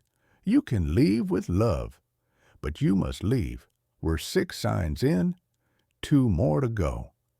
And sign 7 is about presence, about the way you affect others without trying, how people feel different after spending time with you, and why that's not magic. It's mirror neurons. Let me show you. Has anyone ever told you, "I feel like I can tell you things I don't tell anyone else"? Or, "I don't know what it is, but I feel different after talking to you"? Or, "You have this way of making me feel seen"? And maybe you thought they were just being nice. Or maybe you felt uncomfortable because you weren't trying to do anything. You were just being yourself, listening, present. But somehow, that presence had an effect on them that you didn't intend. This is sign 7, and it's the one you probably don't see in yourself because you're living inside of it. But other people feel it. Your presence changes the emotional temperature of a room. Not because you're performing, because your nervous system is interacting with their nervous system in ways that most people's nervous systems don't. Jung called this psychic contagion, the way certain people's psychological states affect those around them. But modern neuroscience has explained the mechanism. It's not magic, it's mirror neurons. It's your enhanced capacity for empathy, creating what researchers call co-regulation. When someone is dysregulated, anxious, overwhelmed, disconnected, your presence helps their nervous system recalibrate. You're not trying to heal people. You're not trying to fix them, but your ability to hold space, to be fully present, to not need them to be different than they are. That creates safety. And in that safety, people's nervous systems relax. They access parts of themselves they've been suppressing. They feel permission to be real. And in the next 90 seconds, I'm going to show you why this happens, what Jung discovered about it, and why you need to understand this capacity, because If you don't, people will drain you using this gift without even realizing they're doing it. Let me tell you about one of Jung's most profound observations. A patient he called Margaret, documented in 1929. Margaret came to Jung not because she had symptoms herself, but because she was exhausted by other people's symptoms. She was a school teacher, and she noticed something strange. Students who were disruptive in other classes were calm in hers. Colleagues who were normally guarded would confide in her within minutes of meeting. Strangers would tell her their life stories in casual conversations. She told Jung, "I don't know what I'm doing differently. I'm not asking for these confessions. I'm not inviting these intimacies. But people seem to unlock around me, and I leave every interaction feeling like I've absorbed their entire emotional world." Jung observed something fascinating. He noted that when Margaret was in the room, even in his waiting room with other patients, the atmosphere changed. People who had been tense became calmer. People who had been closed became more open. Jung wrote, "She has a quality I can only describe as psychological presence, not charisma, not performance, simply the capacity to be fully present without agenda. And that presence creates permission for others to be equally present." But here's the critical insight Jung made. Margaret wasn't consciously creating this effect. She wasn't using techniques. She was simply being herself. But her way of being, her depth of presence, her lack of judgment, her comfort with emotional intensity was so rare that it created what Jung called a temenos, a sacred space, a container where transformation could occur. Jung told her, "You are experiencing what happens when someone with differentiated consciousness exists in a world of people performing consciousness. Your authenticity gives others permission to drop their performance. But you must understand, this is not a role you chose. This is a responsibility your psyche carries. And if you do not learn to protect yourself while holding space for others, they will consume you." Now let's look at the science behind this. Research on mirror neurons and co-regulation explains exactly why this happens. Dr. Stephen Porges' polyvagal theory shows that when someone with a regulated nervous system is present with someone whose nervous system is dysregulated, the regulated person's nervous system sends safety signals via tone of voice, facial expressions, body language that help the other person's nervous system calm down. This isn't conscious. This is autonomic nervous system communication. And here's where it gets specific to you. Dr. Acevedo's fMRI studies show that highly sensitive people have enhanced mirror neuron activity. When you're with someone who's anxious, your brain doesn't just understand their anxiety intellectually. Your mirror neurons activate as if you're experiencing their anxiety. But, and this is crucial, if you've learned to regulate your own nervous system, your regulation becomes contagious. Think about what's happening. Their nervous system is dysregulated. Your nervous system mirrors their state, so you feel their dysregulation. But because your nervous system has stronger regulation capacity, you metabolize that dysregulation and return to calm.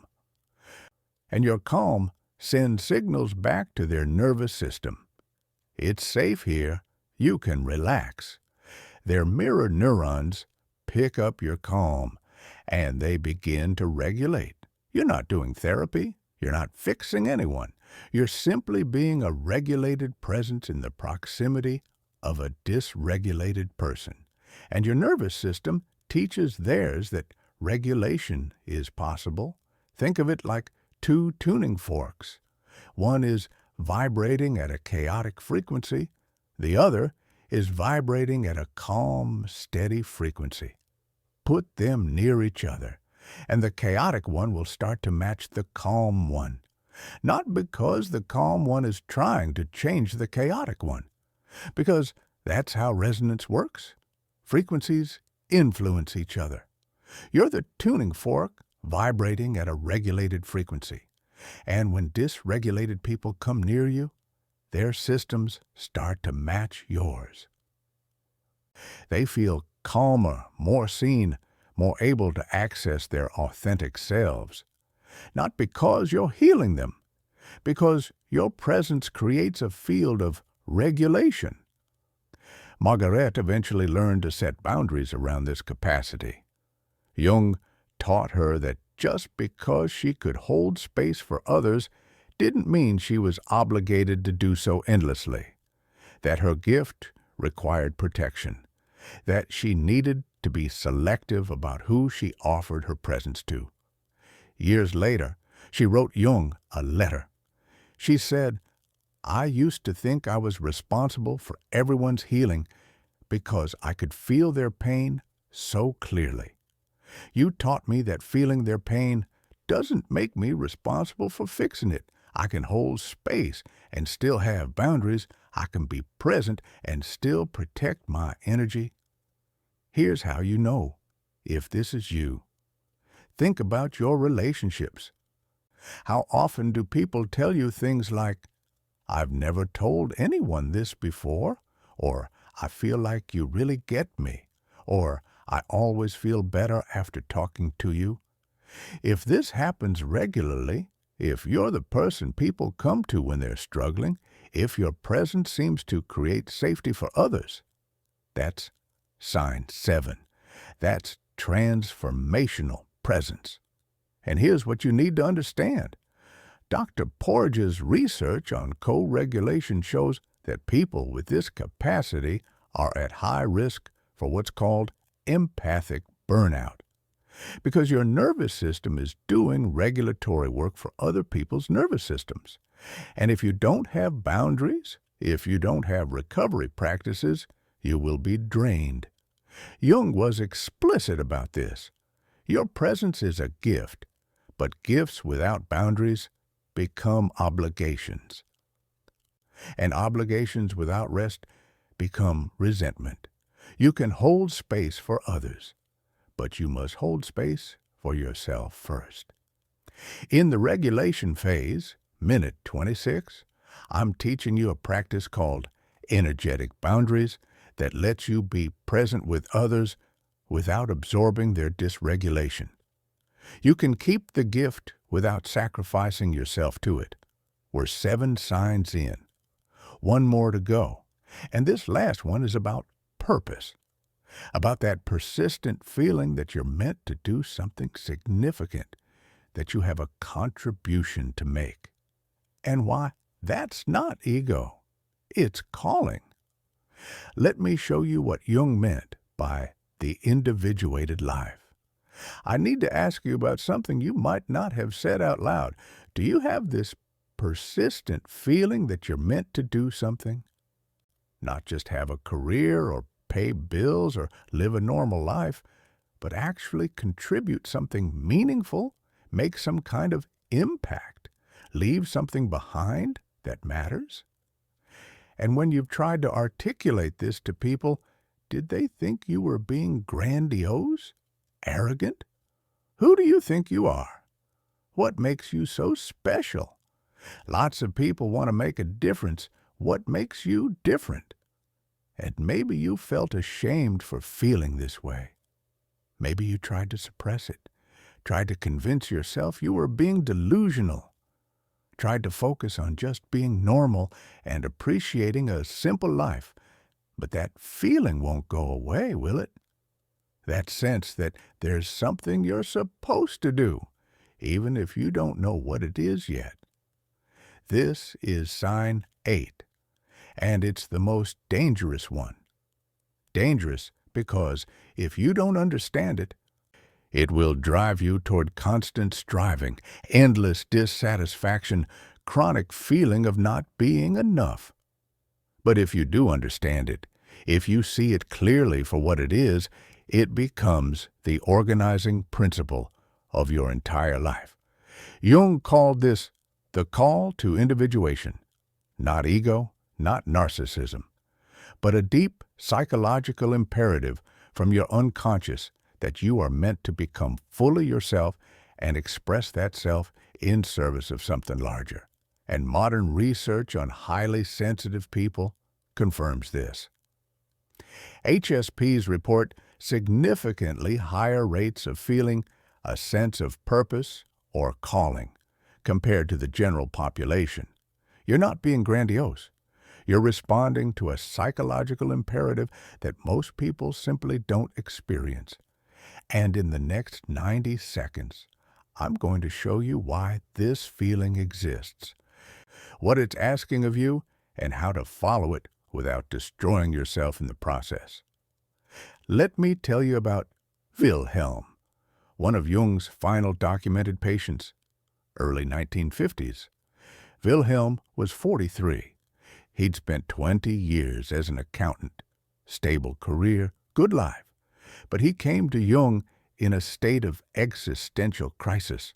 He told Jung, "I wake up every morning with this feeling that I'm supposed to be doing something else, something important, but I don't know what it is, and I'm terrified I'm going to die never having done it."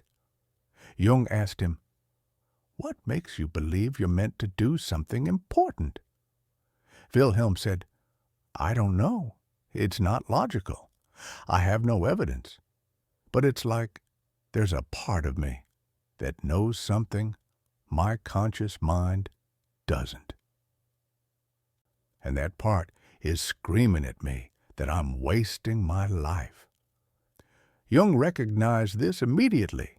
He writes in his notes, "The patient is experiencing what I call the call from the self, capital S.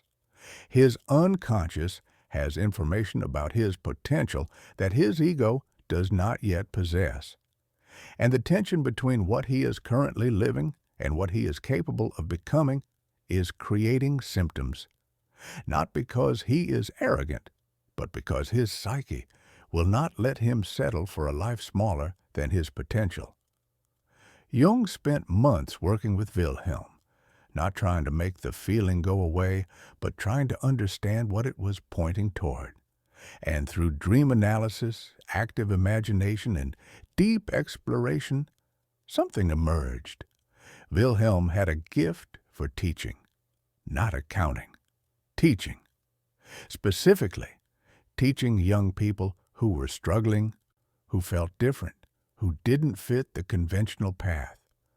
Wilhelm eventually left accounting, became a teacher, and years later he wrote Jung a letter. That feeling finally stopped, not because I became famous or successful, but because I aligned my life with what my unconscious was trying to tell me. The call wasn't asking me to be great. It was asking me to be authentic, to stop wasting my capacities on work that didn't use them. This is the persistent feeling you're meant to contribute. Now let's look at what research shows about this. Dr. Elaine Aron's studies found that highly sensitive people score significantly higher on measures of sense of purpose and meaning-making compared to non-HSPs. But here's what's fascinating. This sense of purpose isn't correlated with actual achievement.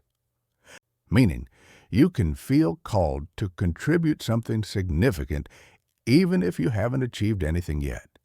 The feeling comes first. The achievement follows. A 2020 study on empaths and life purpose found something striking. Empaths report feeling a sense of responsibility to use their sensitivity to help others at rates significantly higher than the general population. Not because society is asking this of them, but because their internal experience creates this imperative. Dr. Arthur Chiaramicoli's research on empathic purpose adds another layer. He found that when empaths suppress their sense of calling, when they try to live normal lives doing normal work, they show elevated rates of depression and what he calls existential anxiety. Not anxiety about specific threats, but anxiety about wasting their life, about dying without having expressed their potential. Think of it like this. A seed doesn't know it's an oak tree, but it has instructions encoded in it. And if you plant that seed in soil and give it water and sunlight, it will grow toward becoming an oak tree. It doesn't have to think about it. It doesn't have to plan it. The information is already there. It just has to follow the imperative. You're the same way. You have encoded potential. Your unconscious knows what you're capable of becoming. And that persistent feeling, that sense that you're meant to do something, isn't ego. It's your psyche trying to guide you toward your encoded potential, toward the fullest expression of what you are. Wilhelm told Jung, "I spent 20 years trying to silence that feeling because I thought it was arrogance." But it wasn't arrogance. It was my soul trying to tell me I was living the wrong life. And the moment I listened, everything changed. Here's how you know if this is you.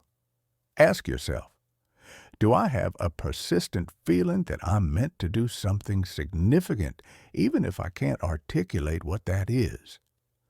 Do I feel like I'm wasting my life when I'm not working toward some kind of meaningful contribution?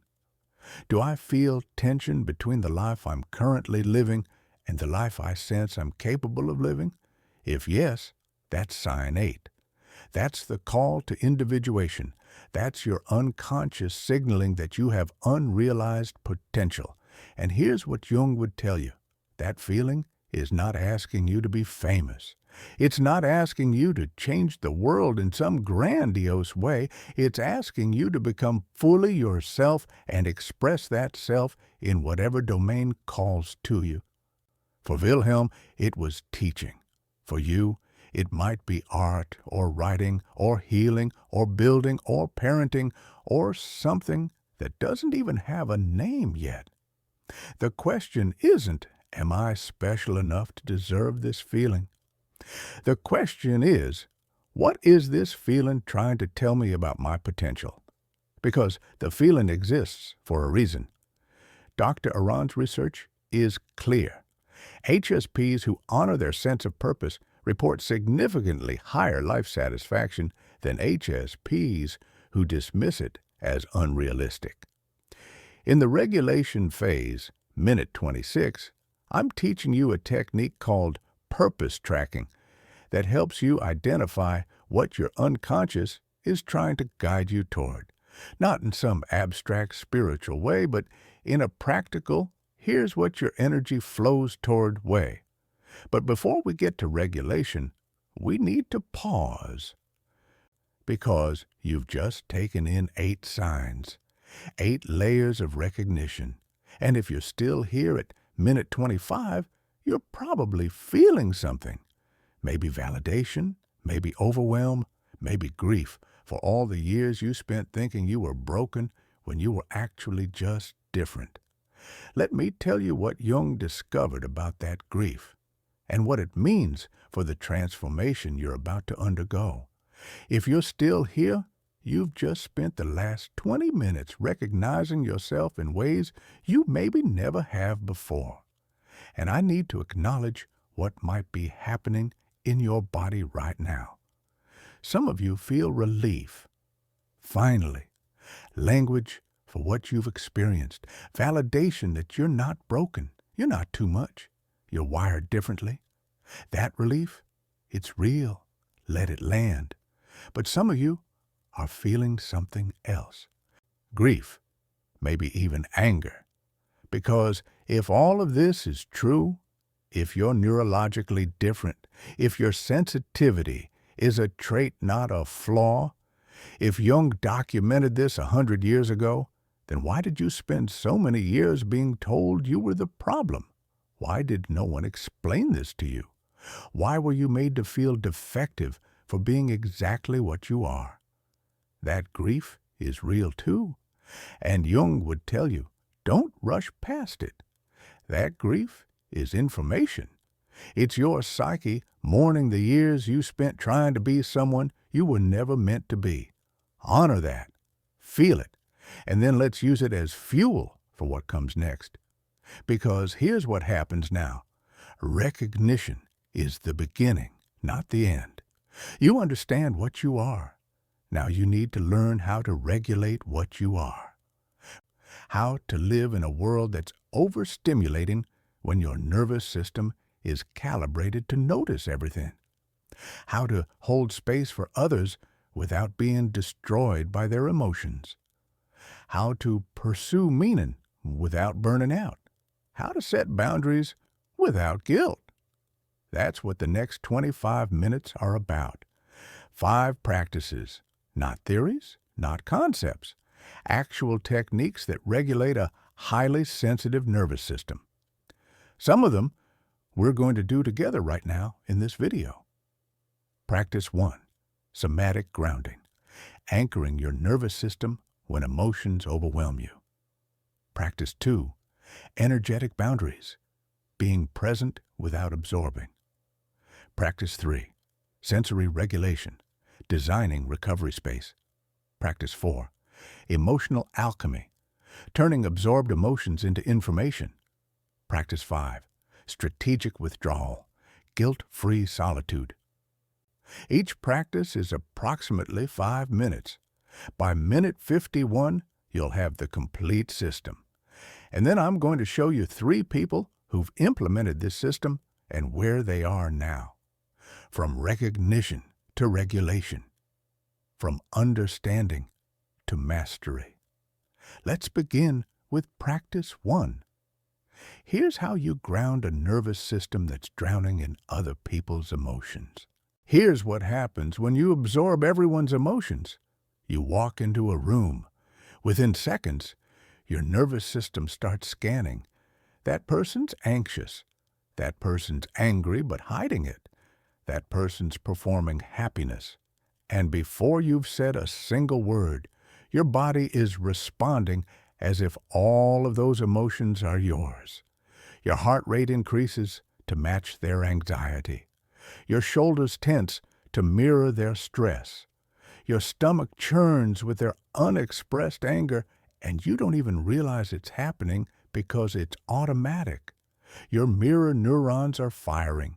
Your amygdala is processing.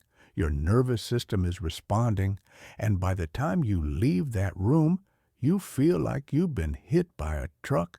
You're exhausted, overwhelmed. You can't tell which feelings are yours and which feelings you absorbed, and everyone's advice is useless. Just don't take things personally. Set better boundaries. Don't be so sensitive. But here's what they don't understand. This isn't happening in your mind. This is happening in your body. Your nervous system is dysregulated, and you cannot think your way out of a dysregulated nervous system. You have to use your body to regulate your body. Dr. Bessel van der Kolk, one of the world's leading trauma researchers, proved this. His book, The Body Keeps the Score, documents decades of research showing that when you're overwhelmed by emotions, whether they're yours or absorbed from others, your prefrontal cortex goes offline. Your thinking brain shuts down. You cannot logic your way back to calm.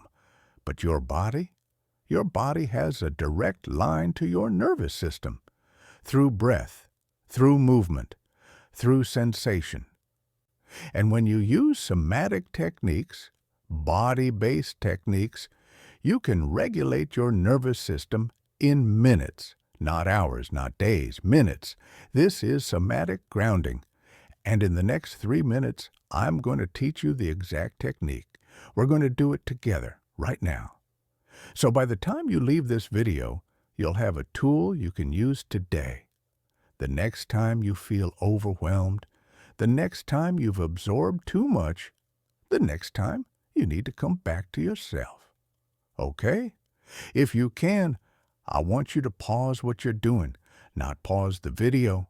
Stay with me. But if you're scrolling, stop. If you're multitasking, put it down. Because we're about to do this together. This technique is called the 5-4-3-2-1 grounding technique. It's used by therapists worldwide for anxiety, PTSD, and overwhelm. And it's especially effective for empaths because it interrupts the mirror neuron response and brings you back into your own body.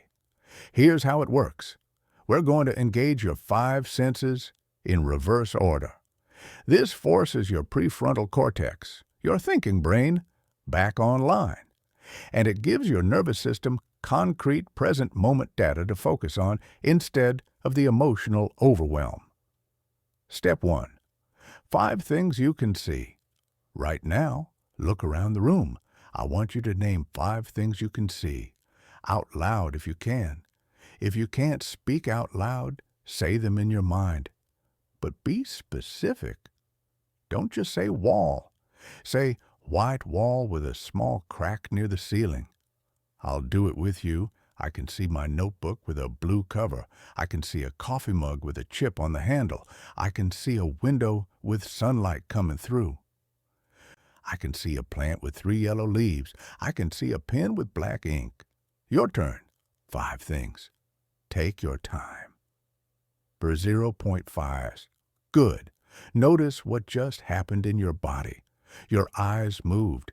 Your focus shifted from internal, the emotional overwhelm, to external. That's intentional. We're pulling you out of the emotional flood and into the present moment. Step 2. 4 things you can touch now. 4 things you can physically touch, and I want you to actually touch them. Feel the texture, the temperature, the weight. I'm touching the table in front of me. It's smooth and cool. I'm touching my jeans. They're rough, slightly worn. I'm touching my own hand. It's warm, a little dry. I'm touching this pen. It's hard, plastic, cylindrical. Your turn. 4 things you can touch. Actually touch them. Feel them. A 0.5. Notice what just happened. You moved, your body engaged. When you touch something, you send signals to your nervous system that you're here, in this moment, in this body. You're not drowning in absorbed emotions. You're physical, present, real. Step 3. 3 things you can hear. Now, 3 things you can hear. Close your eyes if that helps. What sounds are in your environment right now? Don't judge them. Just notice them. I can hear the hum of my laptop fan. I can hear a car passing outside. I can hear my own breathing. Your turn. 3 sounds. Notice them. They're more powerful. Good. Your auditory system just came online. When you're emotionally overwhelmed, you stop hearing your environment clearly. Everything becomes background noise. By consciously listening, you're telling your nervous system, we're safe, we're present, we're noticing what's actually here. Step 4. 2 things you can smell now. 2 things you can smell. This one might be harder. If you can't smell anything distinct, that's okay. Smell your shirt, smell your hand, smell the air. I can smell coffee from earlier. I can smell the faint scent of soap on my hands. Your turn. 2 things. Notice them. 0.5 bar. Smell is directly connected to your limbic system, your emotional brain. When you consciously engage your sense of smell, you're accessing a shortcut to regulation. This is why aromatherapy works. This is why certain scents can instantly change your state. Step 5. 1 thing you can taste. And finally, 1 thing you can taste. If you haven't eaten recently, you might taste your own mouth. Saliva, the faint remnants of toothpaste or food. Just notice.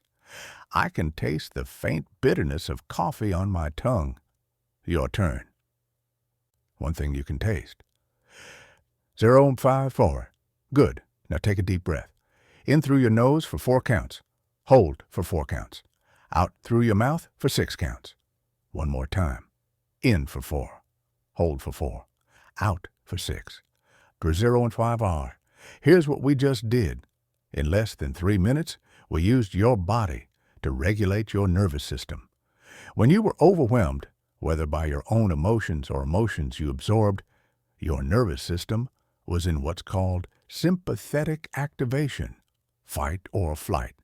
Your amygdala was running the show, but by engaging your 5 senses, you activated your prefrontal cortex. You brought your thinking brain back online. And by focusing on present moment sensory data, what you can see, touch, hear, smell, taste, you gave your nervous system proof that you're safe, right now, in this moment. Dr. Van der Kolk's research shows that this kind of grounding can reduce cortisol, stress hormone, by up to 30% in under 5 minutes. Not because you solved your problems, not because the emotions went away, but because you regulated your body's stress response. For empaths, this is critical, because when you absorb someone else's anxiety, your body responds as if you're the one who's anxious. Your amygdala can't tell the difference between your emotion and their emotion. But when you ground yourself, you create separation. You remind your nervous system, this anxiety I'm feeling, it's not mine. I'm safe, I'm here, I'm in my own body. So here's when you use this. Every single time you feel overwhelmed, every time you've absorbed too much and you can't tell what's yours anymore, every time you leave a social interaction and feel like you need to collapse, don't collapse first, ground first. 5 minutes. 5, 4, 3, 2, 1. See, touch, hear, smell, taste, regulate your nervous system, then rest. Because here's what most empaths do wrong. They rest while they're still dysregulated. They go home, they lie down, but their nervous system is still in overdrive. So they're exhausted, but they can't actually rest. They're wired and tired simultaneously, but when you ground first, when you regulate your nervous system before you rest, your rest is actually restorative. Your body can repair. Your energy can return.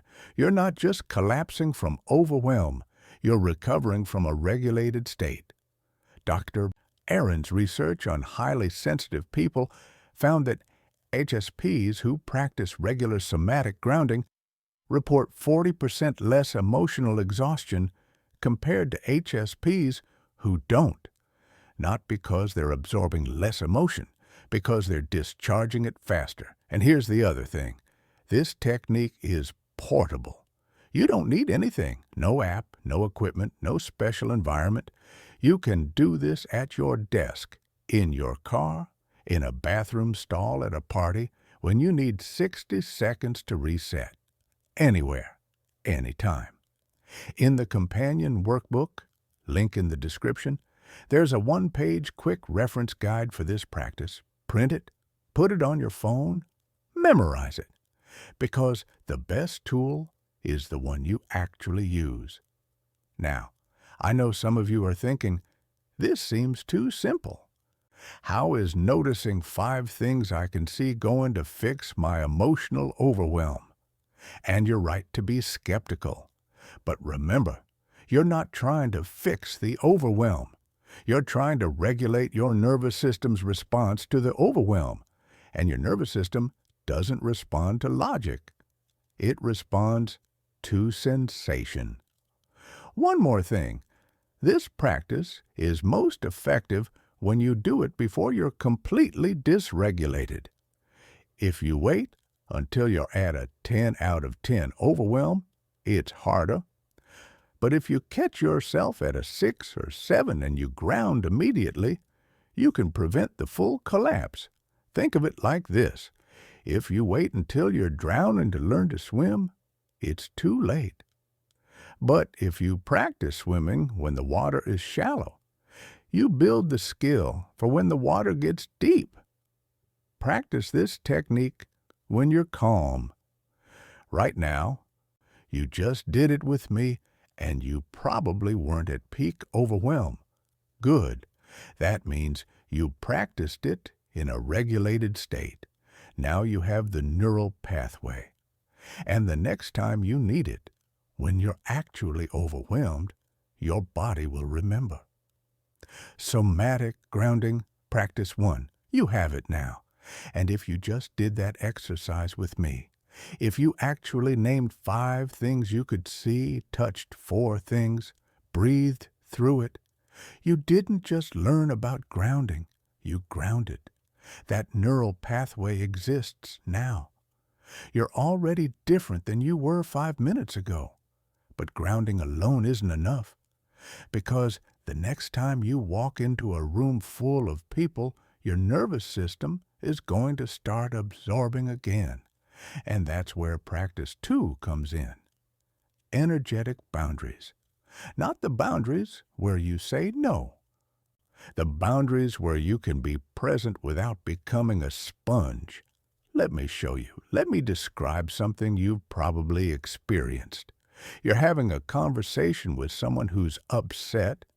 They're telling you about their problems, and you want to help. You're listening. You're present. You care. But here's what's happening underneath.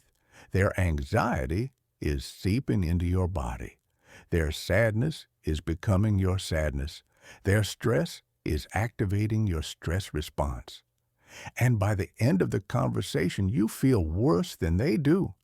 They feel better because they vented, because you held space. But you're destroyed. And then you feel guilty because you wanted to help. You wanted to be there for them. But now you're paying for it.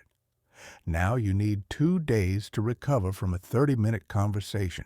This is the empath's dilemma. You have the capacity to hold space for others, but you don't have the boundaries to protect yourself while doing it.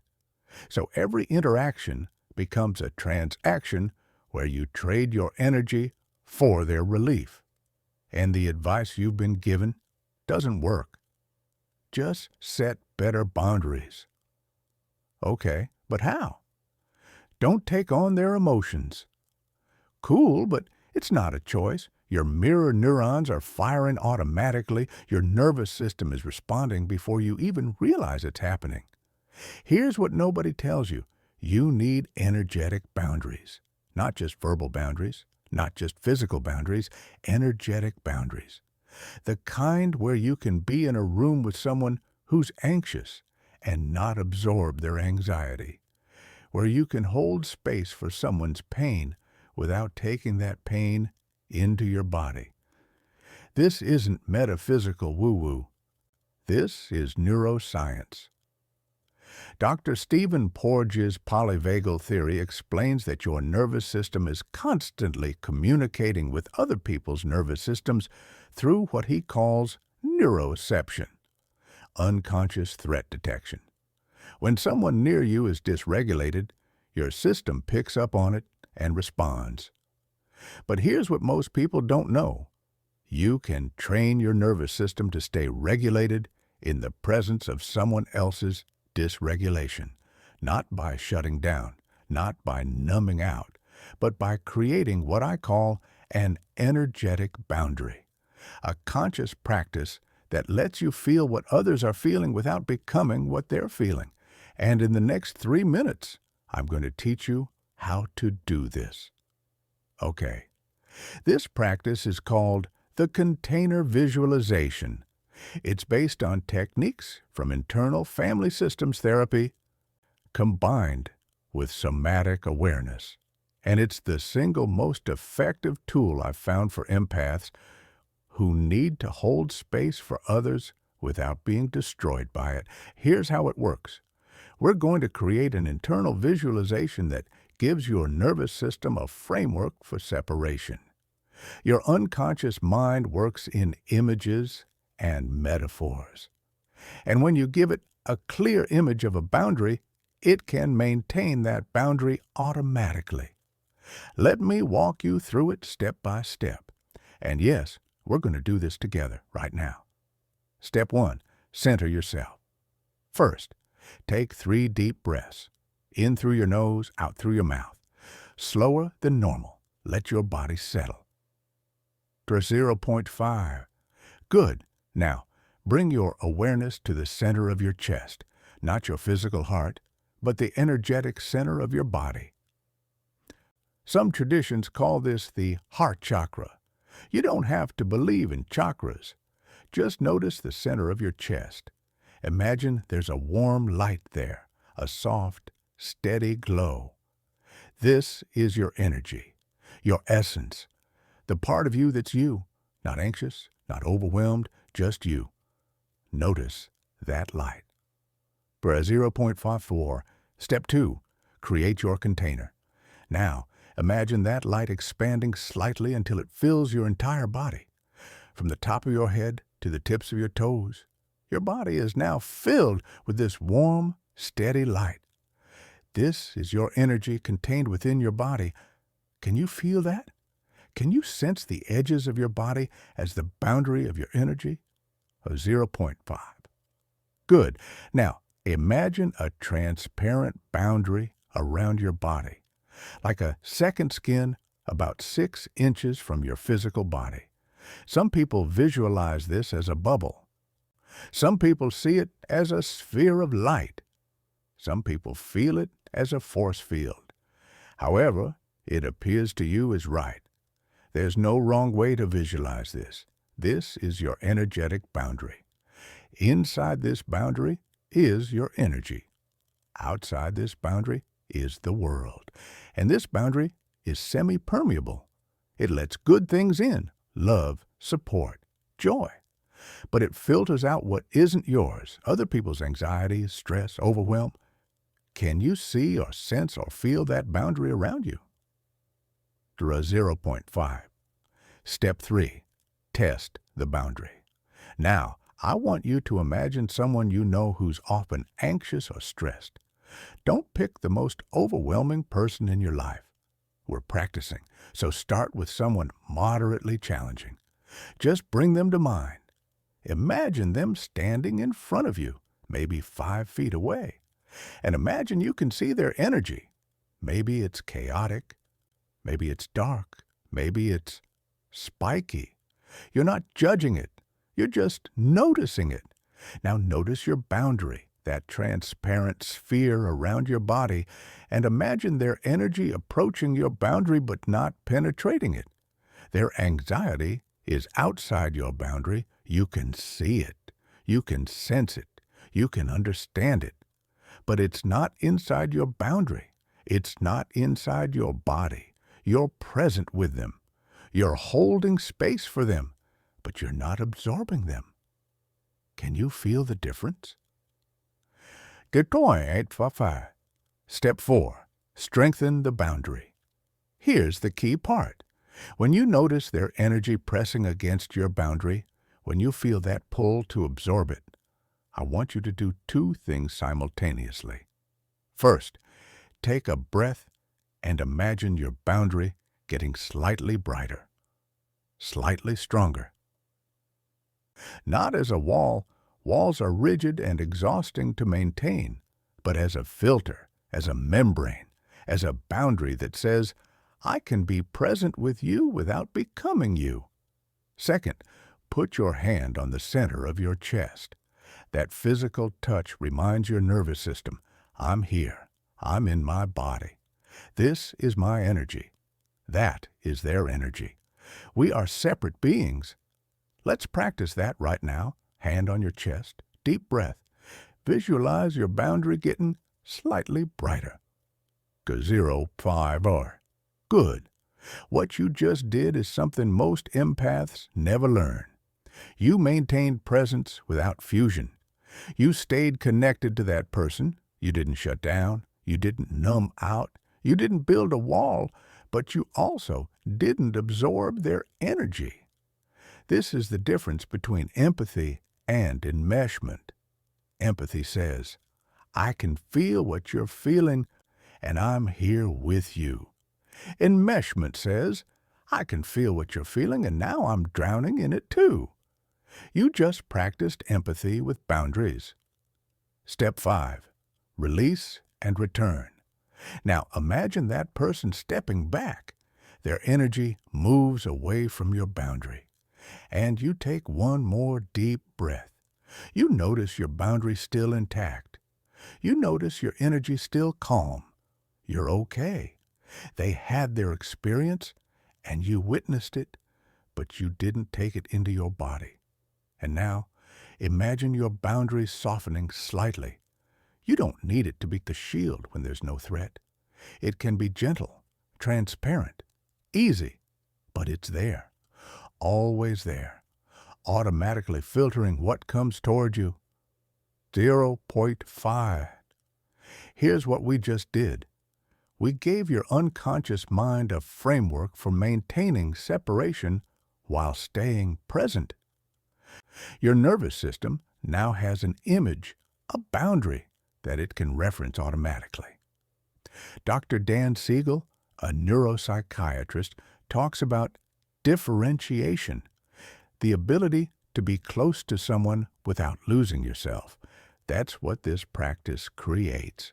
You're training your nervous system to maintain your own regulation while being present with someone else's dysregulation. And the research backs this up. A 2018 study on healthcare workers, doctors and nurses who are constantly around suffering, found that those who practiced regular visualization techniques for energetic boundaries reported 60% less compassion fatigue compared to those who didn't. You're not being cold. You're not being distant. You're being boundaried. And boundaries are what let you stay present for the long haul, instead of burning out after every interaction. So here's how you use this in real life. Before any interaction where you know you're going to be around intense emotions, a difficult conversation, a family gathering, a work meeting with someone who's always stressed, take 30 seconds. Visualize your boundary. Feel it around your body. Remind your nervous system, I can be present without absorbing. And during the interaction, if you start to feel overwhelmed, if you notice you're taking on their emotions, put your hand on your chest. That's your reset button. It reminds you, boundary, separation. I'm here. They're there. We're not the same. You don't have to close your eyes. You don't have to excuse yourself. Just a hand on your chest and one conscious breath. Your nervous system will remember the practice and snap back to regulation. And after the interaction, check in with your boundary. Is it still intact, or did it dissolve? If it dissolved, if you feel like you absorbed everything, that's okay. That's data. Now you know you need to strengthen the practice. Go back to the visualization, rebuild the boundary, release what you absorbed. This is a skill. Like any skill, it gets stronger with practice. The first few times you try this, you might still absorb some emotion. That's normal. Your nervous system has been operating without boundaries for years, maybe decades. It needs time to learn a new pattern. But with consistent practice, and I mean daily practice for at least 2 weeks, you'll notice a shift. Conversations that used to destroy you become manageable. You can hold space for someone's pain without carrying that pain home with you. You can be empathetic without being depleted. Dr.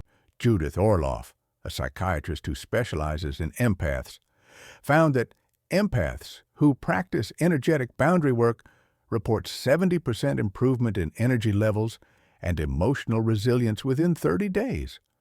Not because they stop caring, because they stop absorbing. In the workbook, link in the description, there's a guided script for this visualization. You can read it to yourself. You can record yourself reading it and play it back. Some people do this practice every morning as part of their routine. 5 minutes. Visualize your boundary, set the intention for your day, and here's the most important thing I want you to understand. Having boundaries doesn't make you less empathetic. It makes you sustainably empathetic. Right now, you might be able to hold space for someone for 30 minutes before you collapse. But with boundaries, you can hold space for an hour, 2 hours, a whole day, and still have energy left for yourself. That's not selfish. That's strategic, because the world needs your empathy. But it needs your empathy for the long term, not just until you burn out. Pause for a moment. Did you visualize your boundary? Even if it felt awkward, even if you're not sure you did it right, you just practiced something most empaths never learn. That boundary exists now. You created it, and you can call on it anytime you need it. Energetic boundaries. Practice too. You have it now. But we're not done yet, because even with grounding and boundaries, you're still going to get overstimulated. That's the nature of being highly sensitive, and that's what practice 3 is about. Sensory regulation, how to design your environment so you're not constantly overwhelmed. Let me show you. Let me paint a picture. You've had a full day, work, commute, errands, people. You finally get home. And you should feel relieved, right? You're home, your safe space. But you don't feel relieved. You feel like your nervous system is still buzzing. The hum of the refrigerator feels too loud. The overhead light feels too bright. The texture of your clothes feels scratchy. Everything is too much. And you just want silence, darkness, nothing touching your skin. You want sensory zero, but you can't achieve sensory zero because you live in the world. So you collapse on the couch with your phone, scrolling, trying to numb out, and 3 hours later, you're still overstimulated, but now you're also tired and you've wasted your evening. This is sensory overwhelm. And it's one of the most exhausting aspects of being highly sensitive. Because it's not just about emotions, it's about everything. Light, sound, texture, temperature, smell. Your nervous system is processing all of it at a higher resolution than most people's nervous systems. Dr. Elaine Aron's research is explicit about this. Highly sensitive people have lower sensory thresholds. What's background noise to someone else is foreground noise to you. What's a minor annoyance to someone else is a major stressor to you. Not because you're dramatic, because your nervous system is calibrated differently. And here's what nobody teaches you. You cannot eliminate sensory input. You live in the world. There will be noise, there will be light, there will be stimulation. But what you can do is regulate your sensory environment intentionally. You can design your space and your routines to minimize overwhelm and maximize recovery. This is sensory regulation. And it's not about creating a monastery where nothing ever happens. It's about creating intentional contrasts. High stimulation when you need it. Low stimulation when you need to recover. And knowing the difference. In the next 3 minutes, I'm going to give you a framework for sensory regulation, how to audit your environment, how to create a recovery space, and how to transition from high stimulation to low stimulation without needing 3 days to decompress. Okay? This practice is called sensory audit and recovery design. It has 3 parts: audit, design, and transition. Let's go through each one. Part 1. Sensory Audit. First, you need to know what's overstimulating you. Most highly sensitive people are so used to being overstimulated that they don't even notice the specific sources anymore. It's just a constant background hum of too much. So, we're going to audit your environment, and I want you to do this with me right now if you can. Look around the space you're in. We're going to go through each sense. Visual. What do you see that's creating visual noise? Clutter? Too many objects? Harsh lighting? Screens with bright colors? Blue light? Write it down or make a mental note. What's visually overstimulating you? The Geo.5R. Auditory. What do you hear? Background noise, traffic, appliances humming, people talking, music? Is there constant sound? Or do you have moments of actual silence? Notice the sounds. 0.5 fast. Tactile. What's touching your skin right now? Your clothes, are they comfortable or scratchy? The temperature, too hot or too cold? The chair you're sitting on, is it comfortable or creating pressure? Notice the physical sensations. Olfactory. What do you smell? Anything strong? Perfume? Cleaning products? Food? Or is the air neutral? Notice the smells. 0.point. Overall, now rate your current environment on a scale of 1 to 10. 1 is sensory minimal, quiet, dim, comfortable. 10 is sensory overload, loud, bright, chaotic. Where are you right now? Good. You just did a sensory audit. And here's what most highly sensitive people discover. They're living in a constant 6, 7, 8 out of 10. Their baseline environment is overstimulating, which means they never actually recover. They're just managing chronic overstimulation. Part 2. Recovery Design. Now, we're going to design a recovery space. This is a specific area, doesn't have to be a whole room, can be a corner, can even be a chair, that is intentionally low stimulation. This is where you go to regulate when you're overwhelmed. Here's the criteria for a recovery space. Visual, minimal clutter, soft lighting, no overhead fluorescence. Ideally, dim or natural light. Calming colors, blues, greens, neutrals, no screens if possible. Auditory, as quiet as possible. If you can't control external noise, use noise-canceling headphones or white noise. The goal is to reduce auditory input to near zero. Tactile, comfortable seating, soft textures, blankets if that feels good. Temperature control, whatever temp feels best to your body. Some people like warmth, some people like cool. Honor your preference. Olfactory, neutral, or intentionally calming. If you like scents, use lavender, chamomile, or whatever scent signals safe to your nervous system. If you don't like scents, keep it neutral. Now, I want you to think, where in your current living space could you create this? It doesn't have to be perfect. It just has to be intentionally lower stimulation than the rest of your environment. Maybe it's your bedroom with blackout curtains and a white noise machine. Maybe it's a corner of your living room with a comfortable chair and a lamp instead of overhead lights. Maybe it's your bathroom. I know people who sit in their bathroom with the lights off because it's the only quiet space they have. Wherever it is, claim it. Make it yours. And commit to one thing. When you're overstimulated, you go there first. Not to your phone, not to scrolling, to your recovery space. 0.5. Part 3. Transition Rituals. Here's the part most people miss. It's not enough to have a recovery space.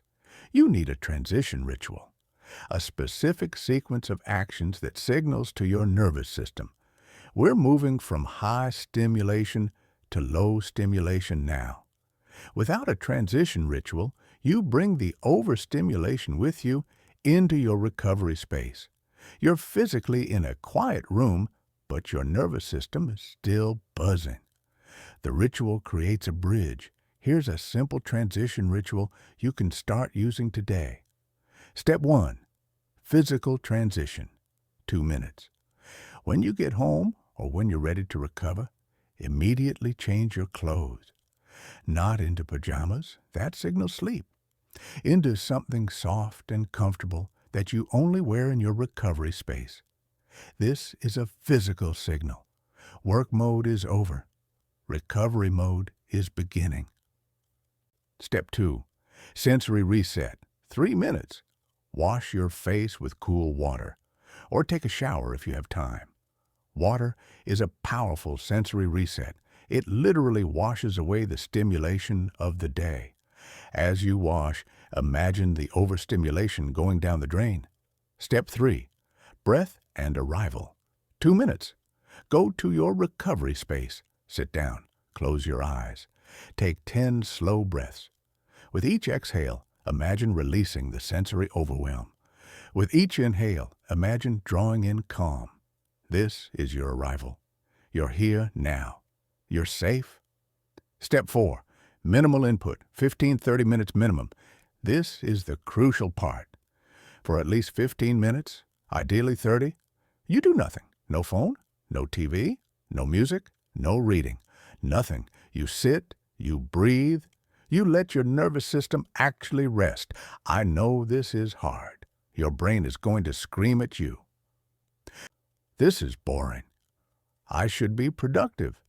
Let me just check my phone. Don't.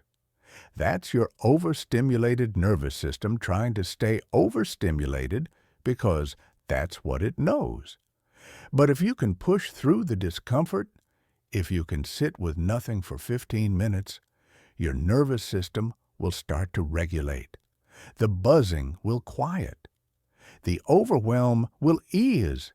You'll actually feel like yourself again. And after that 15 to 30 minutes of minimal input, then you can do something. Read a book, listen to calm music, journal, cook, whatever feels nourishing. But you've given your nervous system the reset it needed first. What this creates. Here's what this practice creates. Instead of spending 3 days collapsed on the couch recovering from overstimulation, you recover in hours, sometimes in 30 minutes. Because you're not waiting for your nervous system to eventually calm down on its own. You're intentionally regulating it. Dr. Aaron's research found that highly sensitive people who have consistent recovery practices report 50% less chronic fatigue compared to HSPs who don't. Not because they're less sensitive, because they're discharging stimulation faster.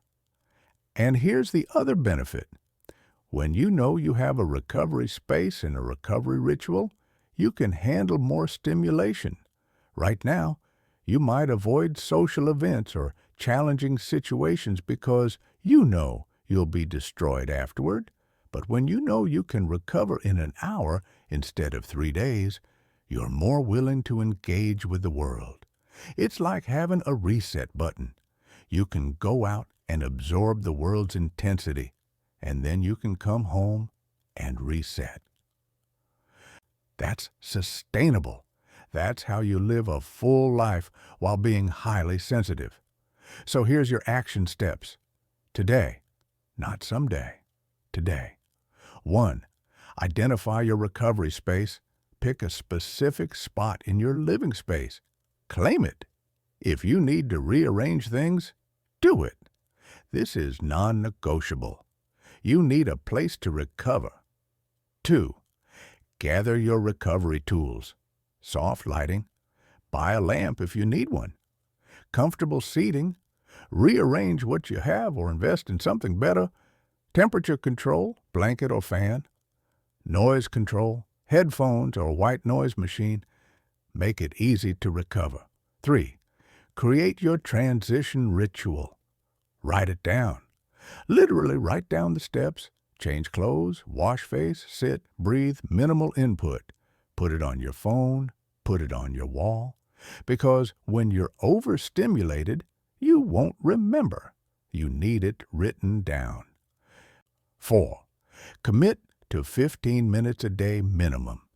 Even if you don't feel overstimulated, practice recovery in a regulated state so your nervous system learns the pattern. Then when you actually need it, your body will know what to do. In the workbook, link in the description, there's a full sensory audit checklist and a recovery space design template. Use it. This isn't optional self-care. This is nervous system maintenance. And here's what I want you to understand. The world is not going to get less stimulating. You're not going to wake up one day and suddenly be less sensitive. But you can become more skilled at regulation. And that skill, the ability to discharge sensory overwhelm quickly, is what transforms sensitivity from a burden to a superpower. Because when you can recover fast, you can engage fully. You can go to that party. You can have that conversation. You can take that opportunity, and you don't have to sacrifice 3 days afterward. You go, you experience, you come home, you recover, you're ready again. That's what sensory regulation gives you, not less sensitivity, more capacity. Practice 3. You have it now. But we're not done yet. Because even with grounding, boundaries, and sensory regulation, you're still going to absorb emotions. That's inevitable, and that's what practice 4 is about. Emotional alchemy. How to turn the emotions you've absorbed into useful information instead of letting them destroy you. Let me show you. Practice 3. You have it now. Because even with grounding, boundaries, and sensory regulation, you're still going to absorb emotions. That's inevitable. Before we dive into emotional alchemy, quick story. Marcus practiced the first 3 techniques for 30 days. Grounding, boundaries, sensory regulation. He felt better. But when he tried this next practice, emotional alchemy, everything clicked. He said, "This is when I finally understood which feelings were mine and which I'd absorbed. This changed everything." Let me show you what he did. And that's what practice 4 is about. Emotional alchemy. How to turn the emotions you've absorbed into useful information instead of letting them destroy you. Here's what happens after you've absorbed someone's emotions. You're sitting at home. You're feeling anxious or sad or angry. And you think it's your emotion. You think you're anxious about your life, sad about your situation, angry at your circumstances. But here's the problem. It's not yours. It's absorbed. You picked it up from your coworker, your family member, your friend. But because you don't know it's absorbed, you start making decisions based on it. You start believing the stories it's telling you. You start acting as if this emotion is accurate information about your life when it's actually someone else's emotion that you're carrying. This is one of the most damaging patterns for empaths.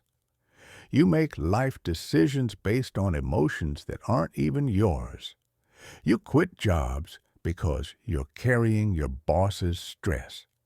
You end relationships because you're carrying your partner's anxiety. You avoid opportunities because you're carrying collective fear.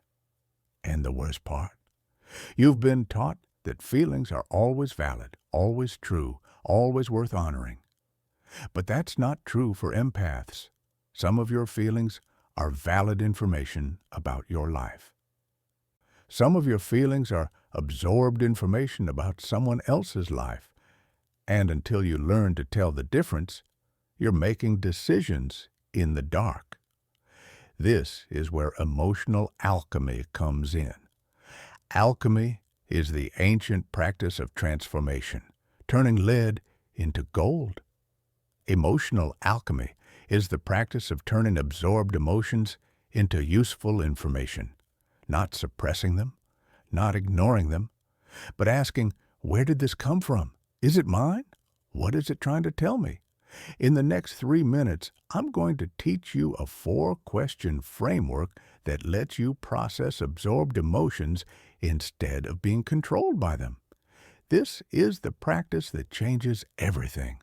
Because once you can distinguish between your emotions and absorbed emotions, you stop making fear-based decisions.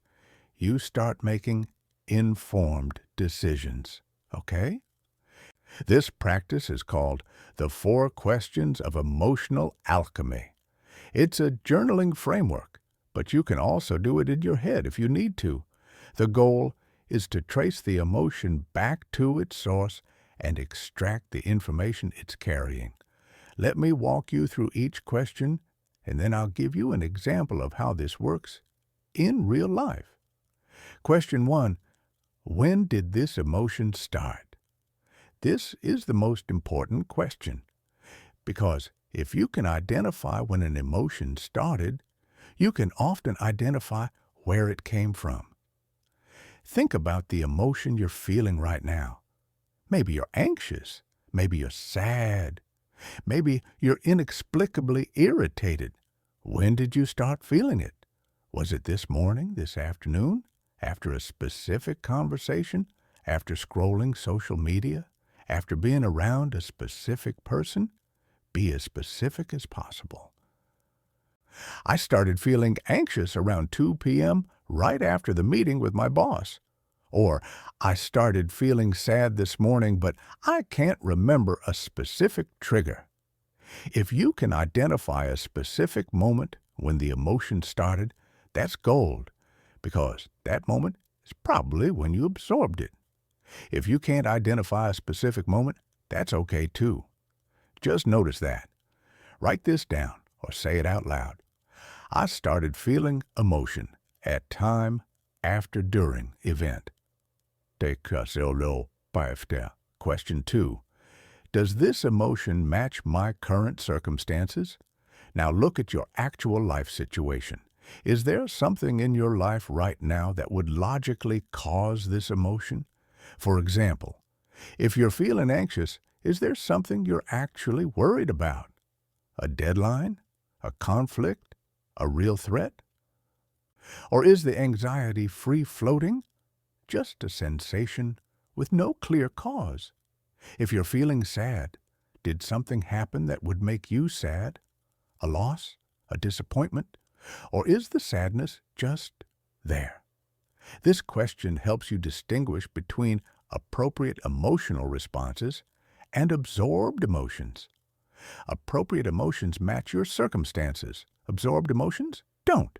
Write this down. This emotion does not match my current circumstances because reason. 05.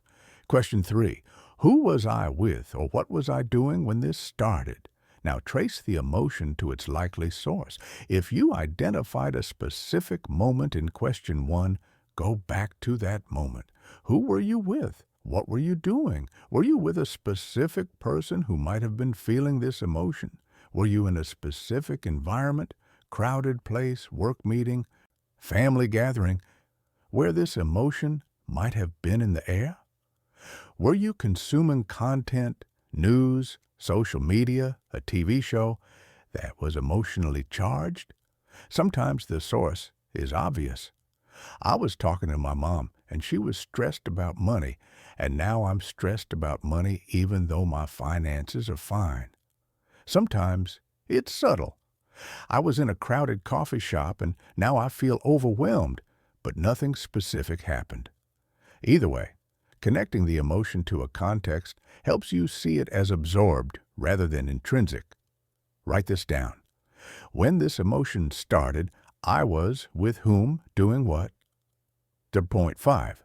Question 4. What information is this emotion carrying? Here's the alchemy part. Even absorbed emotions carry information, not about you. about the person or environment you absorb them from. So instead of rejecting the emotion or being controlled by it, ask, what is this emotion telling me about the situation I was in? If you absorbed your mom's stress about money, the information might be, my mom is struggling financially and needs support, but I don't need to take her stress into my body to help her. If you absorbed collective anxiety from a crowded place, the information might be, I need to avoid crowded places when I'm already overstimulated, or I need to practice boundaries before I go. If you absorbed your boss's frustration during a meeting, the information might be, my boss is under pressure from above, which means I need to be strategic about when I ask for things, but their frustration isn't about me. The emotion stops being a problem and starts being data. Data you can use to navigate the world more skillfully. Write this down. The information this emotion is carrying is insight. The zero alpha. Let me show you how this works in practice. Let's say you're feeling anxious. You sit down and go through the 4 questions. Q1. When did this start? I started feeling anxious around 3 p.m. after a phone call with my friend. Q2. Does this match my circumstances? No, nothing in my life is actually urgent or threatening right now. The anxiety doesn't match my situation. Q3. Who was I with? I was on the phone with my friend who's going through a divorce. She was really anxious about the lawyers and the custody arrangements. Q4. What information is this carrying? This anxiety is about her situation, not mine. The information is that she's overwhelmed and might need more support. But I don't need to carry her anxiety to be supportive. I can help her without absorbing her emotional state. Now what? Now that you've identified the emotion as absorbed and extracted the information, you can release it. Here's how. Take a deep breath. Say out loud or in your mind, this is not my emotion. I absorbed it from person situation. I acknowledge the information it's carrying, insight, and now I release it. Then do a physical release. Shake your hands, roll your shoulders, stand up, and move your body. Physical movement helps discharge absorbed emotions. Your body has been holding the emotion as tension. Movement releases the tension. Some people visualize the emotion leaving their body like smoke. Some people write it down and then tear up the paper. Some people go outside and literally say out loud, I release this. It's not mine. However you do it, the key is conscious release. You're not suppressing the emotion. You're acknowledging it, learning from it, and letting it go. What this creates. Here's what emotional alchemy creates. You stop being controlled by absorbed emotions. You stop making decisions based on feelings that aren't even yours. You start seeing emotions as information, sometimes about you, sometimes about others, and you become skilled at extracting the signal from the noise. Dr. Judith Orloff's research on empaths found that empaths who practice regular emotional processing, distinguishing between their emotions and absorbed emotions, report 65% reduction in anxiety and overwhelm, not because they stop absorbing, because they stop believing that everything they feel is theirs. And here's the profound shift. When you're not drowning in absorbed emotions, you can actually feel your own emotions, the real ones, the ones that are accurate information about your life. And those emotions, your emotions, are incredibly valuable. They're your intuition, your guidance system, your inner compass. But you can't hear your inner compass when it's drowned out by everyone else's noise. Emotional alchemy clears the noise so you can hear yourself again. So here's how you use this every day. Ideally, at the end of the day before bed, sit down with a journal or a notes app and go through the 4 questions for any strong emotions you experienced that day. When did it start? Does it match my circumstances? Who was I with? What information is it carrying? At first, this might take 10 or 15 minutes. You're learning a new skill. But within a week or two, you'll be able to do this in 3 minutes. And eventually, you'll be able to do it in real time. You'll feel an emotion, immediately ask, is this mine? Trace it to its source, extract the information, and release it, all in under a minute. That's mastery. That's emotional alchemy. In the workbook, link in the description, there's a full journaling template for the 4 questions. Print it out. Use it every day for 30 days. Make it a habit. And here's the thing I want you to understand. This practice isn't about becoming emotionless. It's about becoming emotionally accurate. Right now, you're feeling everyone's emotions and thinking they're yours. That's not emotional depth. That's emotional confusion. But when you can distinguish between your emotions and absorbed emotions, you get to actually feel your emotions. And your emotions, when they're actually yours, are powerful. They're guidance. They're truth. They're your inner wisdom speaking. Don't lose your empathy. Don't lose your sensitivity. Just gain discernment. That's what emotional alchemy gives you. Practice 4. You have it now. One more practice to go. And this last one might be the hardest because it requires you to do something that feels selfish but is actually essential. Strategic withdrawal. How to give yourself permission to need more alone time than everyone else without guilt. Let me show you how. And quick reminder, if you haven't grabbed the workbook yet, do it now. Links in the description. It has all 5 practices written out, plus journaling templates and a 90-day tracker. You'll want it for this last practice. Let me ask you something. How many social invitations have you said yes to when you wanted to say no? How many times have you forced yourself to show up when your body was screaming for solitude? How many times have you felt guilty for wanting to be alone? Here's what I hear from empaths all the time. I know I need alone time, but I feel selfish. My friends think I'm flaky. My family thinks I'm distant. My partner feels neglected. So I push through. I show up even when I have nothing left to give, and then I'm resentful. And then I'm exhausted. And then I'm no good to anyone anyway. This is the empath's guilt cycle. You need more alone time than other people. But society tells you that's antisocial, that good friends show up, that loving partners prioritize time together, that healthy people don't need constant solitude. But here's what society doesn't understand. You're not antisocial.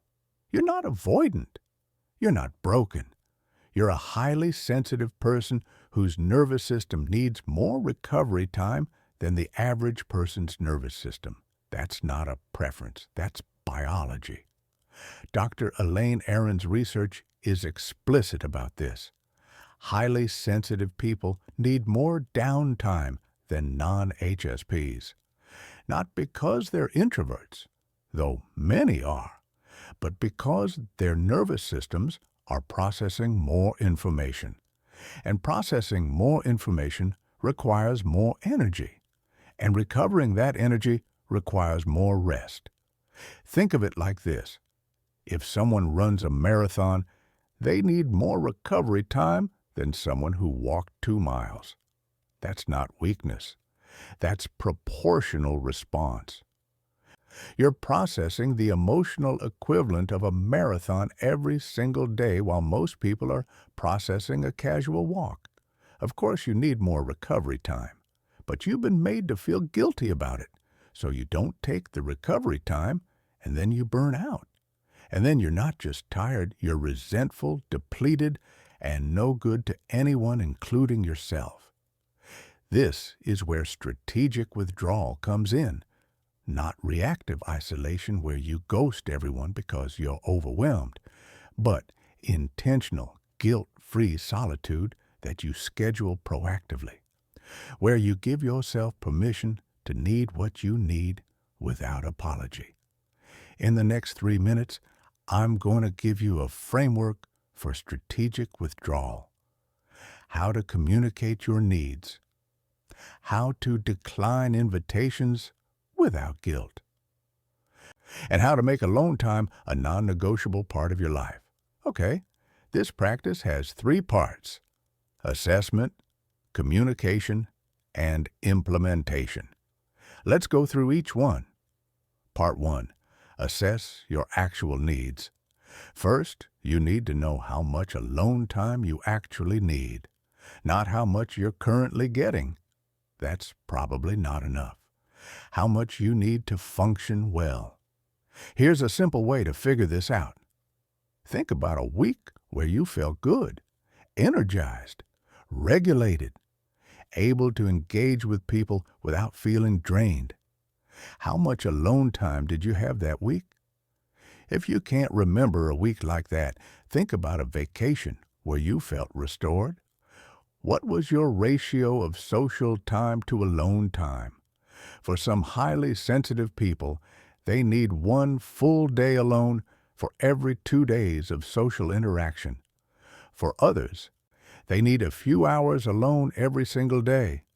For others, they need entire weekends alone after a busy work week. There's no right answer. But you need to know your number. So right now, make an educated guess. How many hours per week of true alone time do you need? Not scrolling on your phone while your partner is in the other room. True solitude. No one needing anything from you. No one you need to perform for. Write it down. I need approximately X hours per week of alone time to function well. Part 2. Communicate boundaries without guilt. Now, here's where most empaths fail. They know they need alone time, but they don't communicate it. They just disappear. They cancel last minute. They give vague excuses. And then people feel rejected, and the empath feels guilty, and everyone's upset. So we're going to communicate proactively. Here's the framework. With friends. Hey, I need to tell you something about how I'm wired. I'm a highly sensitive person, which means I need more alone time than most people to recharge. It's not about you. It's about my nervous system. So sometimes I'm going to need to decline invitations or leave early, and I need you to know it's not personal. Can you support me in that? With partners, I love spending time with you, and I also need regular alone time to stay regulated. It's not about needing space from you, it's about needing space for me. Can we talk about how to build that into our routine without it feeling like rejection? With family, I know I seem distant sometimes, and I want you to understand why. I process emotions and stimulation more intensely than most people, which means I need more time to recover. It's not that I don't care, it's that I care so much that I absorb everything and I need time alone to discharge it. With colleagues, I'm someone who works best with blocks of uninterrupted time. So I'm going to start protecting certain hours where I'm not available for meetings or casual conversation. It's nothing personal, it's how I stay productive. Notice the pattern. You're educating them about your needs, you're making it clear it's not personal, and you're asking for their support. Some people will get it immediately. Some people will push back. And here's what you need to understand. Their pushback is not your responsibility. You're not asking for permission. You're stating a need and inviting them to support it. If they can't support it, that's information about the relationship, not information about you. Part 3. Implement non-negotiable alone time. Now, here's the crucial part. You have to actually protect the alone time. Not, I'll take alone time if I have time. Not, I'll rest after I finish everything. Not, I'll be alone if no one needs me. Non-negotiable. On your calendar, like a doctor's appointment you can't cancel. Here's how to implement this. Daily micro withdrawals. 30 to 60 minutes. Every single day you need at least 30 minutes of true solitude, not at the end of the day when you're already destroyed. Sometime during the day, morning, lunch break, evening before you engage with family, this is your time. No phone, no people, no input. Just you, breathing, existing, resting. Block it on your calendar. Tell your household from 7:30 p.m., I'm unavailable unless it's an emergency. Then go to your recovery space and be alone. Weekly full withdrawals, half-day minimum. Once a week, you need a minimum of 4 hours, ideally a full half-day of complete solitude. Not running errands, not being productive, just being alone. This is your deep recovery time. This is where your nervous system fully discharges the week's accumulated stimulation. For some people, this is Saturday morning. For others, it's Sunday afternoon. For others, it's Wednesday evening. Doesn't matter when. Matters that it happens. Block it. Protect it. Do not let anyone or anything intrude on it. Monthly full-day withdrawal. Whole day. Once a month, take a full day, 24 hours. Alone. Turn off your phone. Don't check email. Don't engage with anyone unless it's truly urgent. Spend the day however you want, sleeping, reading, walking in nature, sitting, nothing. The point is, a full day where you are not managing anyone's emotions, but your own. This is your reset day. This is where you recalibrate. This is where you remember who you are beneath all the absorbed emotions and stimulation. Saying no without guilt. Scripts. And finally, here are exact scripts for declining social invitations without guilt. I'd love to, but I'm at capacity right now and I need to rest. Can we reschedule for a specific date? That sounds great, but I have a standing commitment to myself that evening. How about alternative? I'm going to pass, but I appreciate the invite. I hope you have a great time. I need a quiet weekend to recharge. Let's connect next week. Notice, no excuses, no elaborate explanations, no apologies. Just a clear, kind no. You don't owe anyone an explanation for taking care of your nervous system. What this creates, here's what strategic withdrawal creates. You stop living in chronic depletion. You stop showing up resentful and exhausted. You stop sacrificing your well-being to maintain other people's comfort. And paradoxically, you become better at relationships. Because when you're actually regulated, when you've had the alone time you need, you can show up fully present, not performing, not forcing yourself, but genuinely engaged. Dr. Aaron's research found that highly sensitive people who have consistent alone time report 80% higher life satisfaction compared to HSPs who don't prioritize solitude. They're happier, less anxious, more fulfilled, not because they're avoiding people, because they're honoring their needs. And here's what happens in your relationships. The people who love you will adjust. They'll learn that when you need space, it's not about them. They'll appreciate that when you show up, you're actually present. And the people who can't adjust? They're not your people. I know that's hard to hear.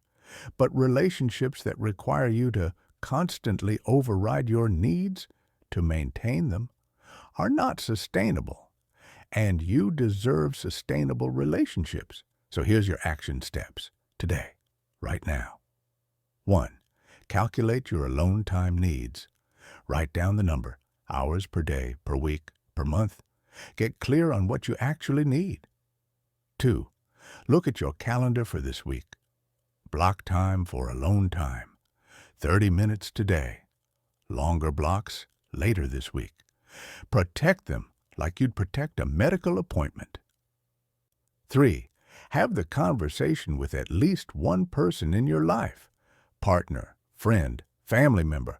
Use the scripts I gave you. Educate them about your needs. 4. Practice saying no. Pick one invitation this week that you are going to force yourself to say yes to, and say no instead. Use the scripts. Notice how your body feels when you honor your needs. In the workbook, link in the description, there's a full strategic withdrawal planner. It helps you calculate your needs, schedule your alone time, and track how much recovery time you're actually getting versus how much you need. Use it. Because here's the truth. If you don't schedule your rest, your body will schedule it for you. And when your body schedules it, it's called burnout. It's called getting sick. It's called a full nervous system shutdown where you can't function for weeks. Strategic withdrawal is preventative medicine. It's not selfish. It's necessary. And I need you to hear this. You are not too much. You do not need to change how much alone time you need. You need to stop apologizing for needing what you need. The world is not going to validate your need for solitude. Society is going to keep telling you that healthy people are extroverted and social and always available. But society is wrong. Dr. Aaron's research, Dr. van der Kolk's research, Dr. Porges' research, all of it confirms that highly sensitive nervous systems need more recovery time. You're not broken. You're highly attuned, and high attunement requires high recovery. That's not a flaw. That's a feature. Strategic withdrawal. Practice 5. You have it now. And with that, you have all 5 practices. Somatic grounding, energetic boundaries, sensory regulation, emotional alchemy, strategic withdrawal, from overwhelm to regulation, from drowning to mastery. But before we go to integration, before I show you the success stories and the roadmap, we need to pause. Because you've just absorbed 25 minutes of practices. And I need to make sure you know what to do next. Let me tell you how to implement this without getting overwhelmed. Okay, let's take a breath. You've just learned 5 practices in 25 minutes. And I know some of you are feeling excited. And I know some of you are feeling overwhelmed. That's a lot. How do I do all of this? When do I start? So let me be very clear about implementation. You do not do all 5 practices starting tomorrow. That's a setup for failure. That's how you get overwhelmed and quit. Here's what you do. You pick one practice, just one, and you do that practice every single day for 1 week. You get good at it, you make it automatic, and then, only then, you add the next practice. Here's the order I recommend. Week 1, somatic grounding. Every time you feel overwhelmed, 5, 4, 3, 2, 1. Build the habit. Week 2, add energetic boundaries. Start visualizing your boundary before interactions. Keep practicing grounding. Week 3, add sensory regulation. Create your recovery space. Start your transition ritual. Keep practicing grounding and boundaries. Week 4, add emotional alchemy. Journal through the 4 questions every evening. Keep practicing everything else. Week 5, add strategic withdrawal Block alone time on your calendar. Protect it. Keep practicing all 4 previous practices. By week 5, you have the complete system. And it's not overwhelming because you built it incrementally. But here's what I know some of you are thinking. Will this actually work? Will I actually feel different? Is this going to be worth the effort? And that's why we're going to integration now, because I'm going to show you 3 people who've done this. Real people. Where they were a year ago. What practices they used. Where they are now. You're about to see what's possible when you actually implement this system, from regulation to integration. Let's go. Okay? You've learned the 8 signs. You've learned the 5 practices. And now I want to show you what's possible when you actually implement this system. Let me introduce you to Sarah. Real person, real story. I've changed her name for privacy, but everything else is exactly as she told me. A year ago, Sarah was a 34-year-old social worker, and she was drowning. She'd come home from work every day feeling like she'd absorbed the trauma of every client she'd seen. She'd spent her weekends in bed, too exhausted to see friends, too depleted to do anything but scroll on her phone. She'd gained weight because she was too tired to cook. She'd stopped dating because she had nothing left to give. And she was seriously considering quitting social work entirely because she thought the work itself was destroying her. She told me, I thought being an empath meant I was supposed to feel everyone's pain. I thought that was the job, and I was good at the job. My clients loved me, but I was dying. I was having panic attacks in my car before work. I was crying every night, and I kept thinking, I can't do this for another 30 years. I'm 20 years away from retirement, and I'm already burned out. That was Sarah a year ago. Here's where she is now. She's still a social worker, same job, same clients, but she's not drowning anymore. She's energized. She goes to yoga twice a week. She's dating someone. She sees her friends regularly.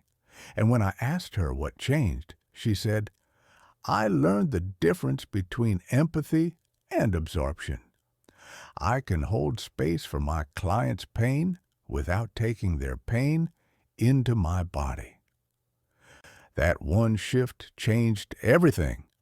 Here's what Sarah did. Week 1, she started practicing somatic grounding. Every time she finished a client session, before she went to the next client, she'd take 2 minutes. 5, 4, 3, 2, 1. Ground herself. Come back to her own body. She said those 2-minute resets between sessions were what saved her. Week 2, she added energetic boundaries. Before every client meeting, she'd visualize her boundary. 30 seconds. That's all it took.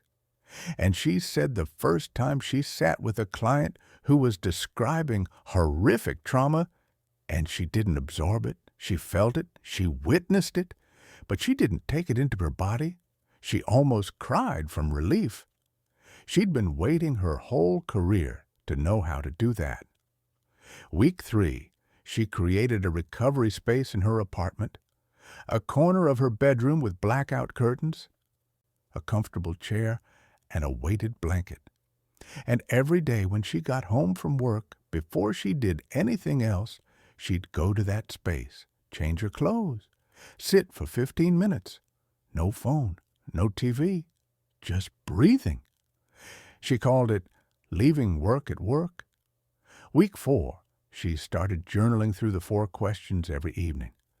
And she said that's when everything clicked, because she realized that 90% of the anxiety she was carrying home wasn't hers. It was her client's. And once she could see that clearly, she could release it. She said, I used to think I was anxious about my life. Turns out I was anxious about everyone else's lives.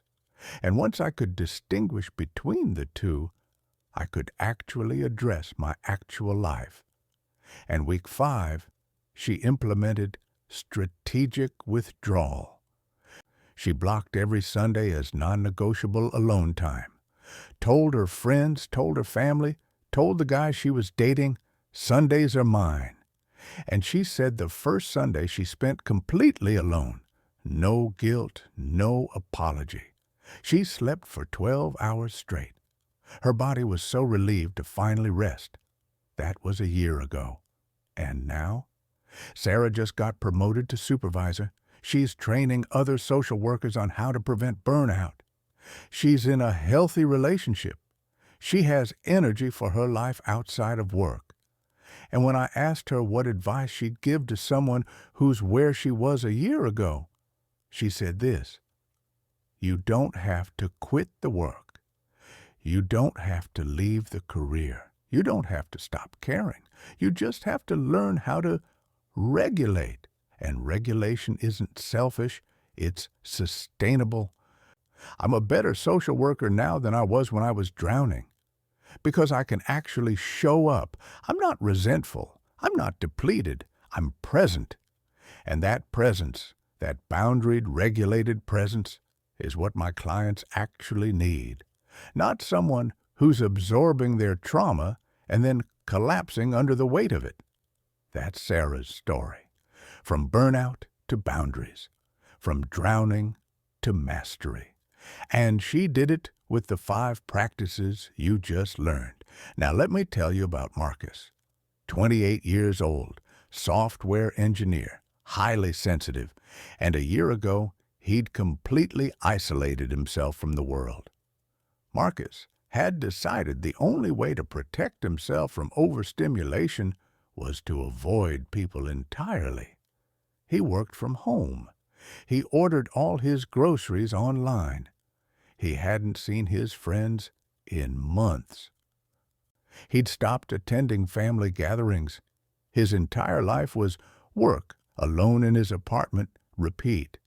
And he thought that was just how it had to be. He'd tell himself, "I'm an empath. I'm highly sensitive.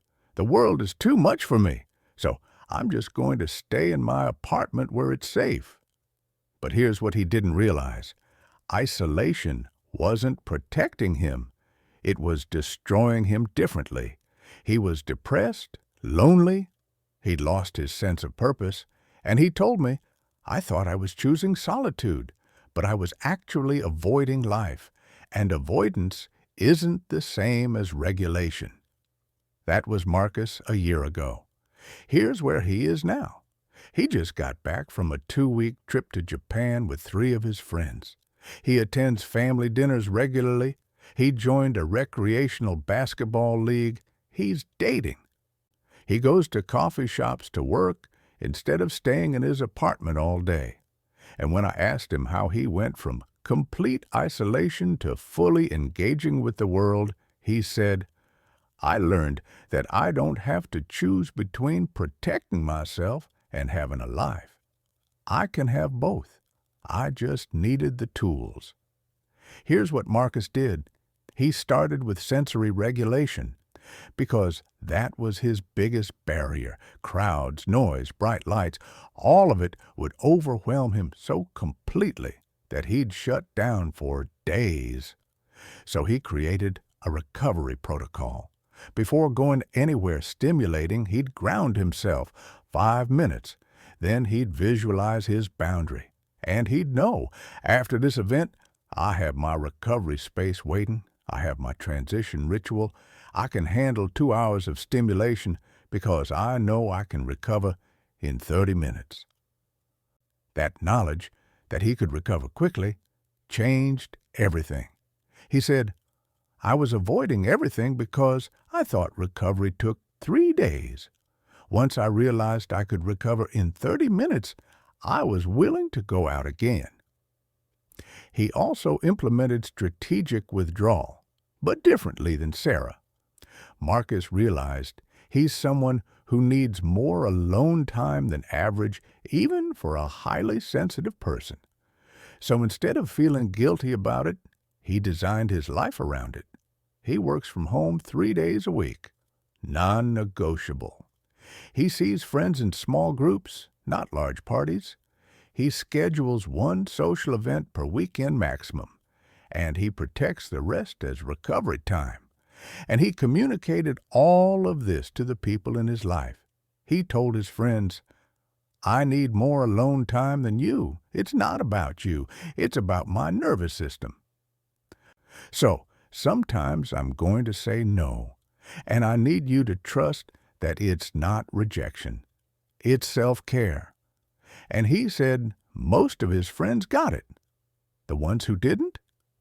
He let those friendships fade, and he said, losing relationships that required me to override my needs was the best thing that ever happened, because it made space for relationships that actually fit who I am.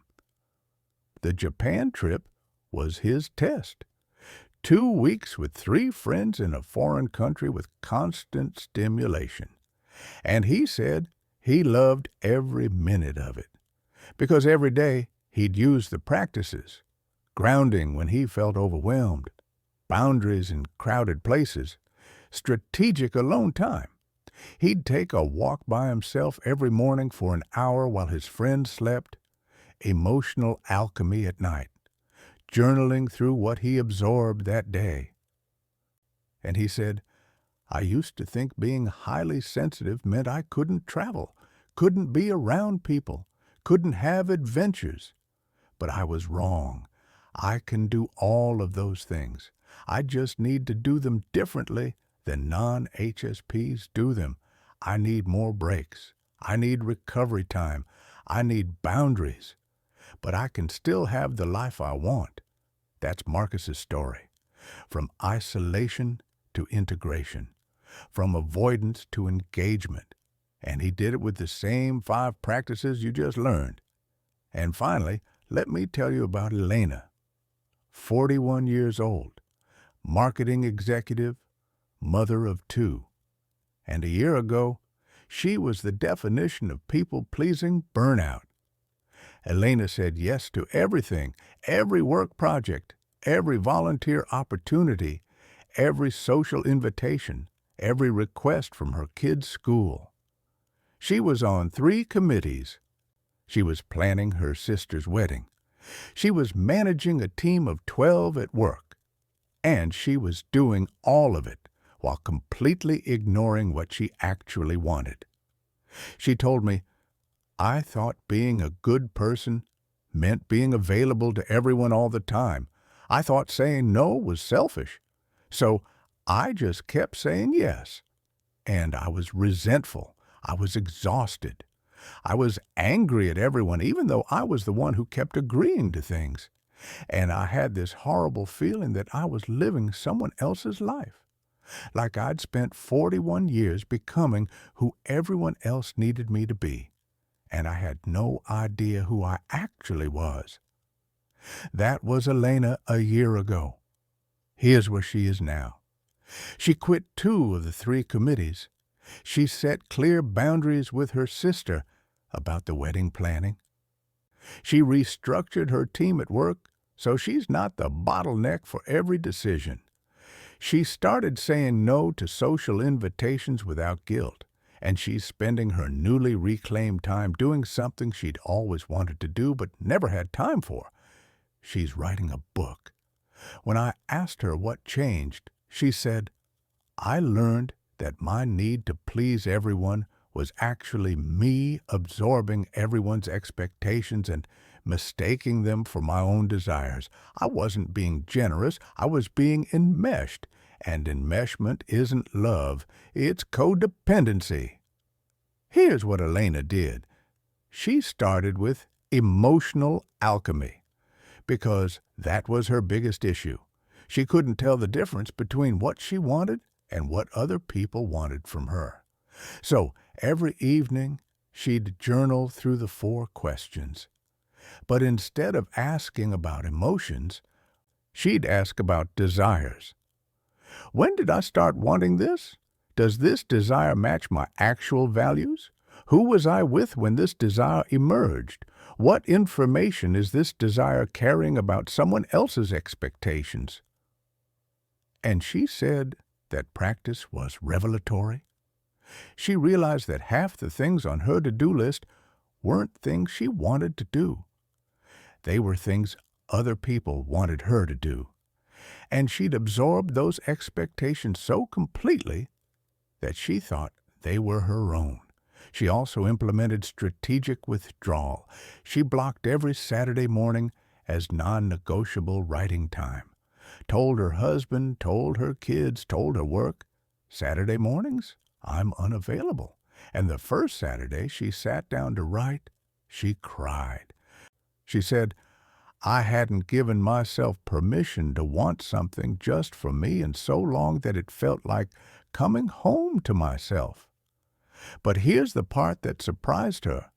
When she started saying no to things that weren't aligned with her actual values, she had more energy for the things that were. She's a better mom now because she's not resentful. She's a better employee because she's focused on work that actually matters instead of busy work.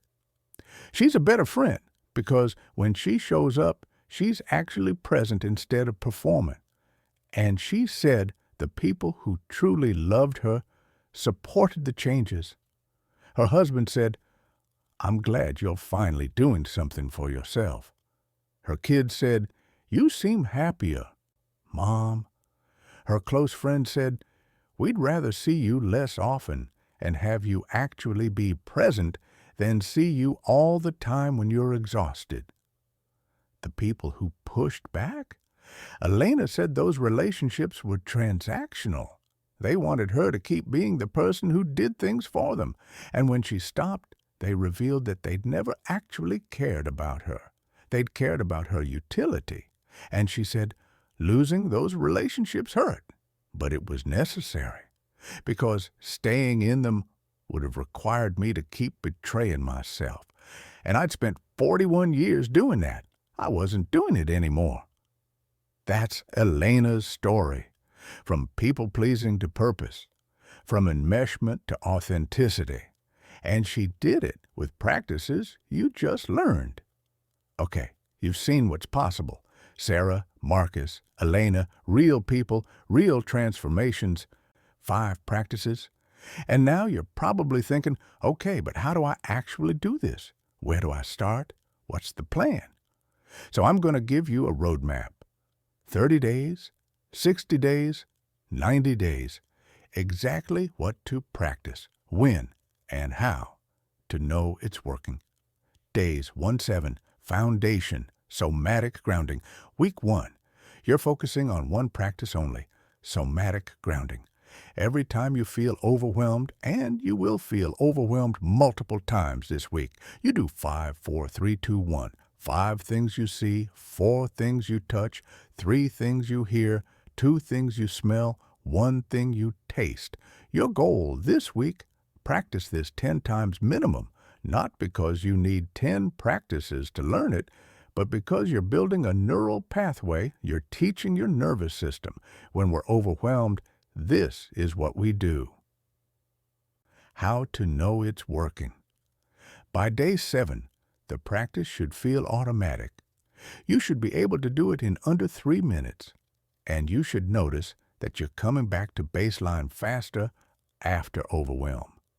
Days 8 to 14, layer, energetic boundaries. Week 2, you keep practicing grounding and you add energetic boundaries. Every morning when you wake up, before you get out of bed, you visualize your boundary. 30 seconds.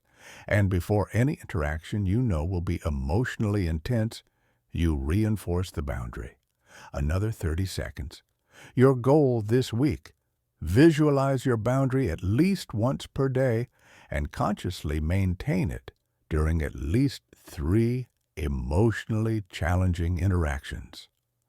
How to know it's working.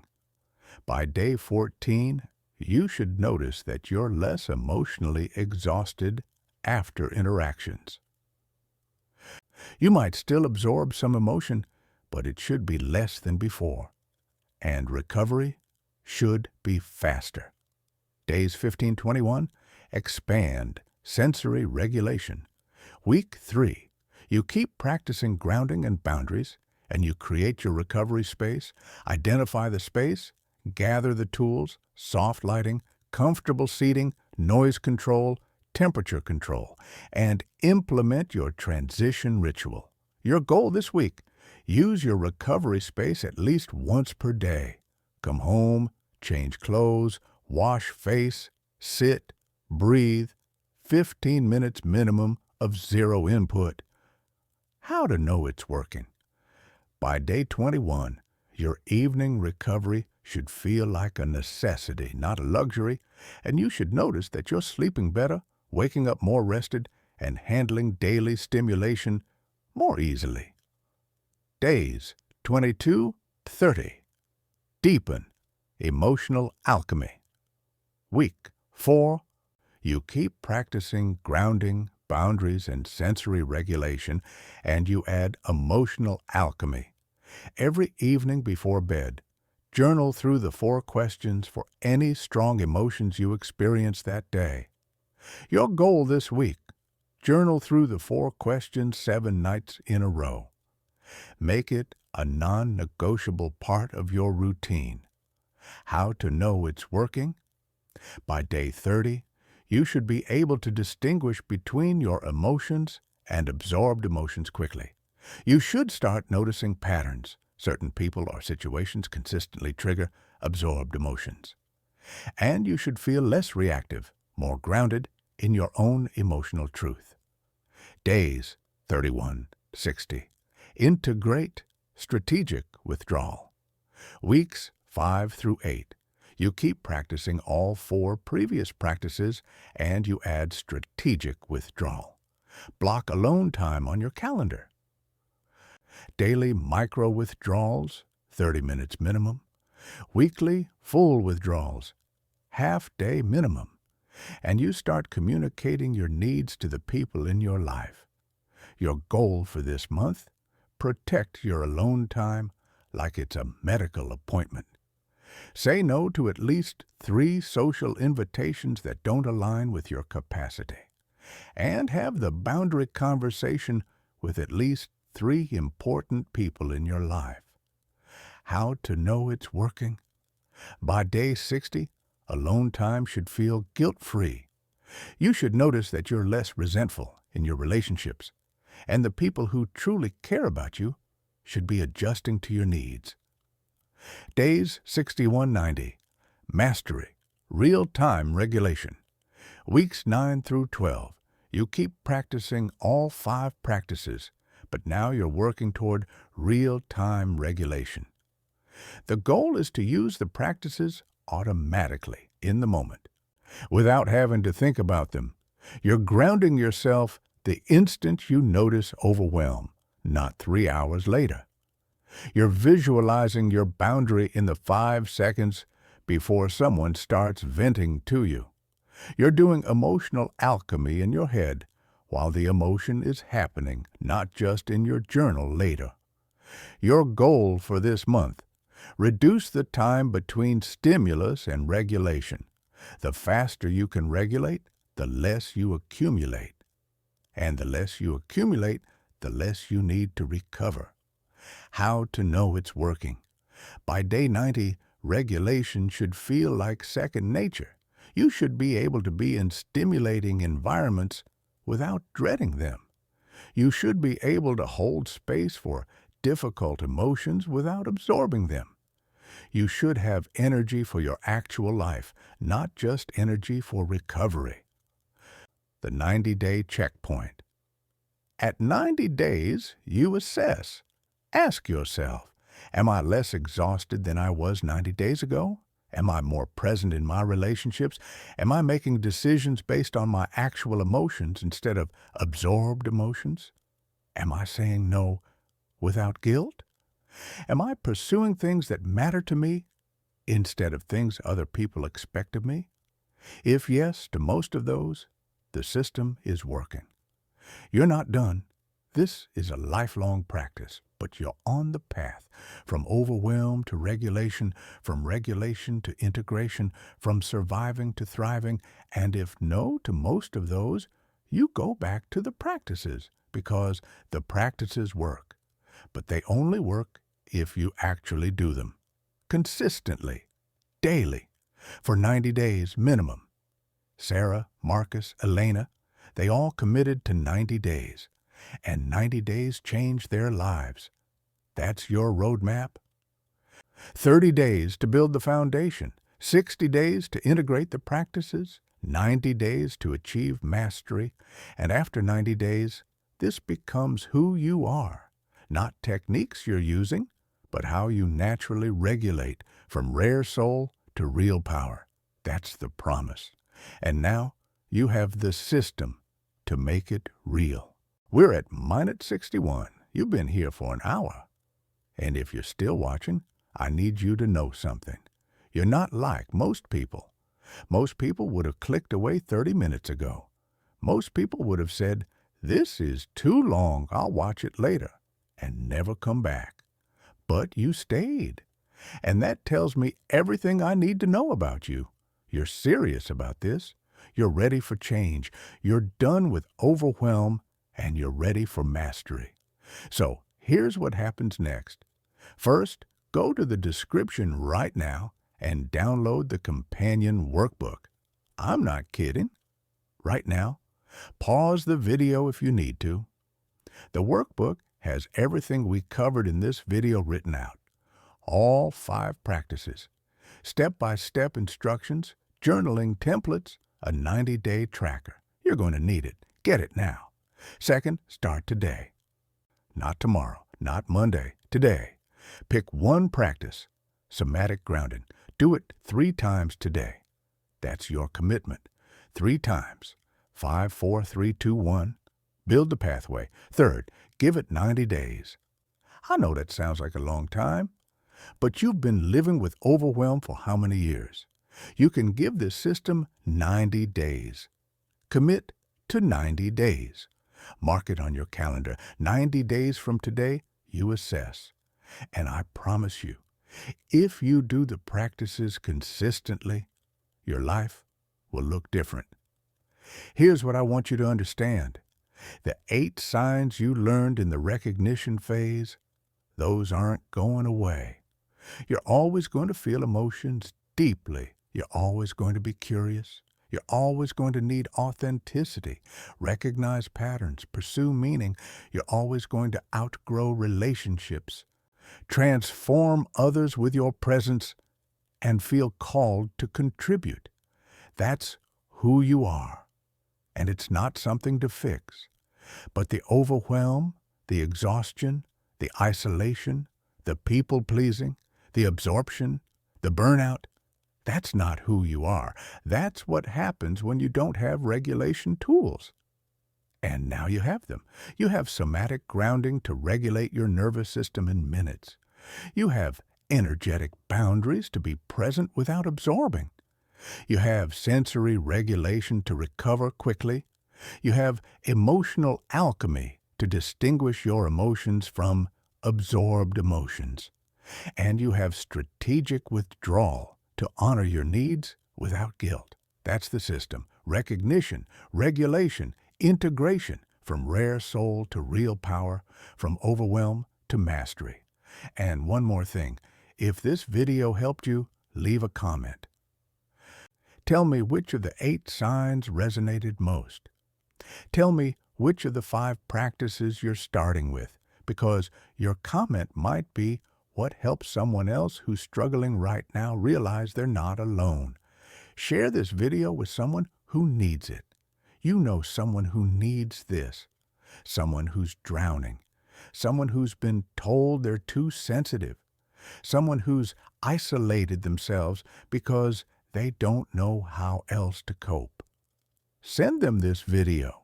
It might change their life the way it's about to change yours.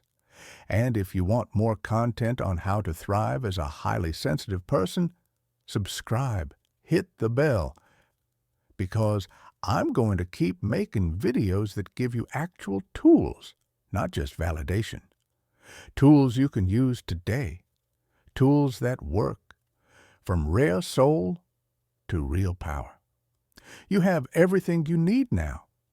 The 8 signs, the 5 practices, the 90-day roadmap, and proof that transformation is possible. What you do with it is up to you. Go download the workbook, start practicing today, commit to 90 days, and I'll see you in the next video. From overwhelm to mastery. Let's go.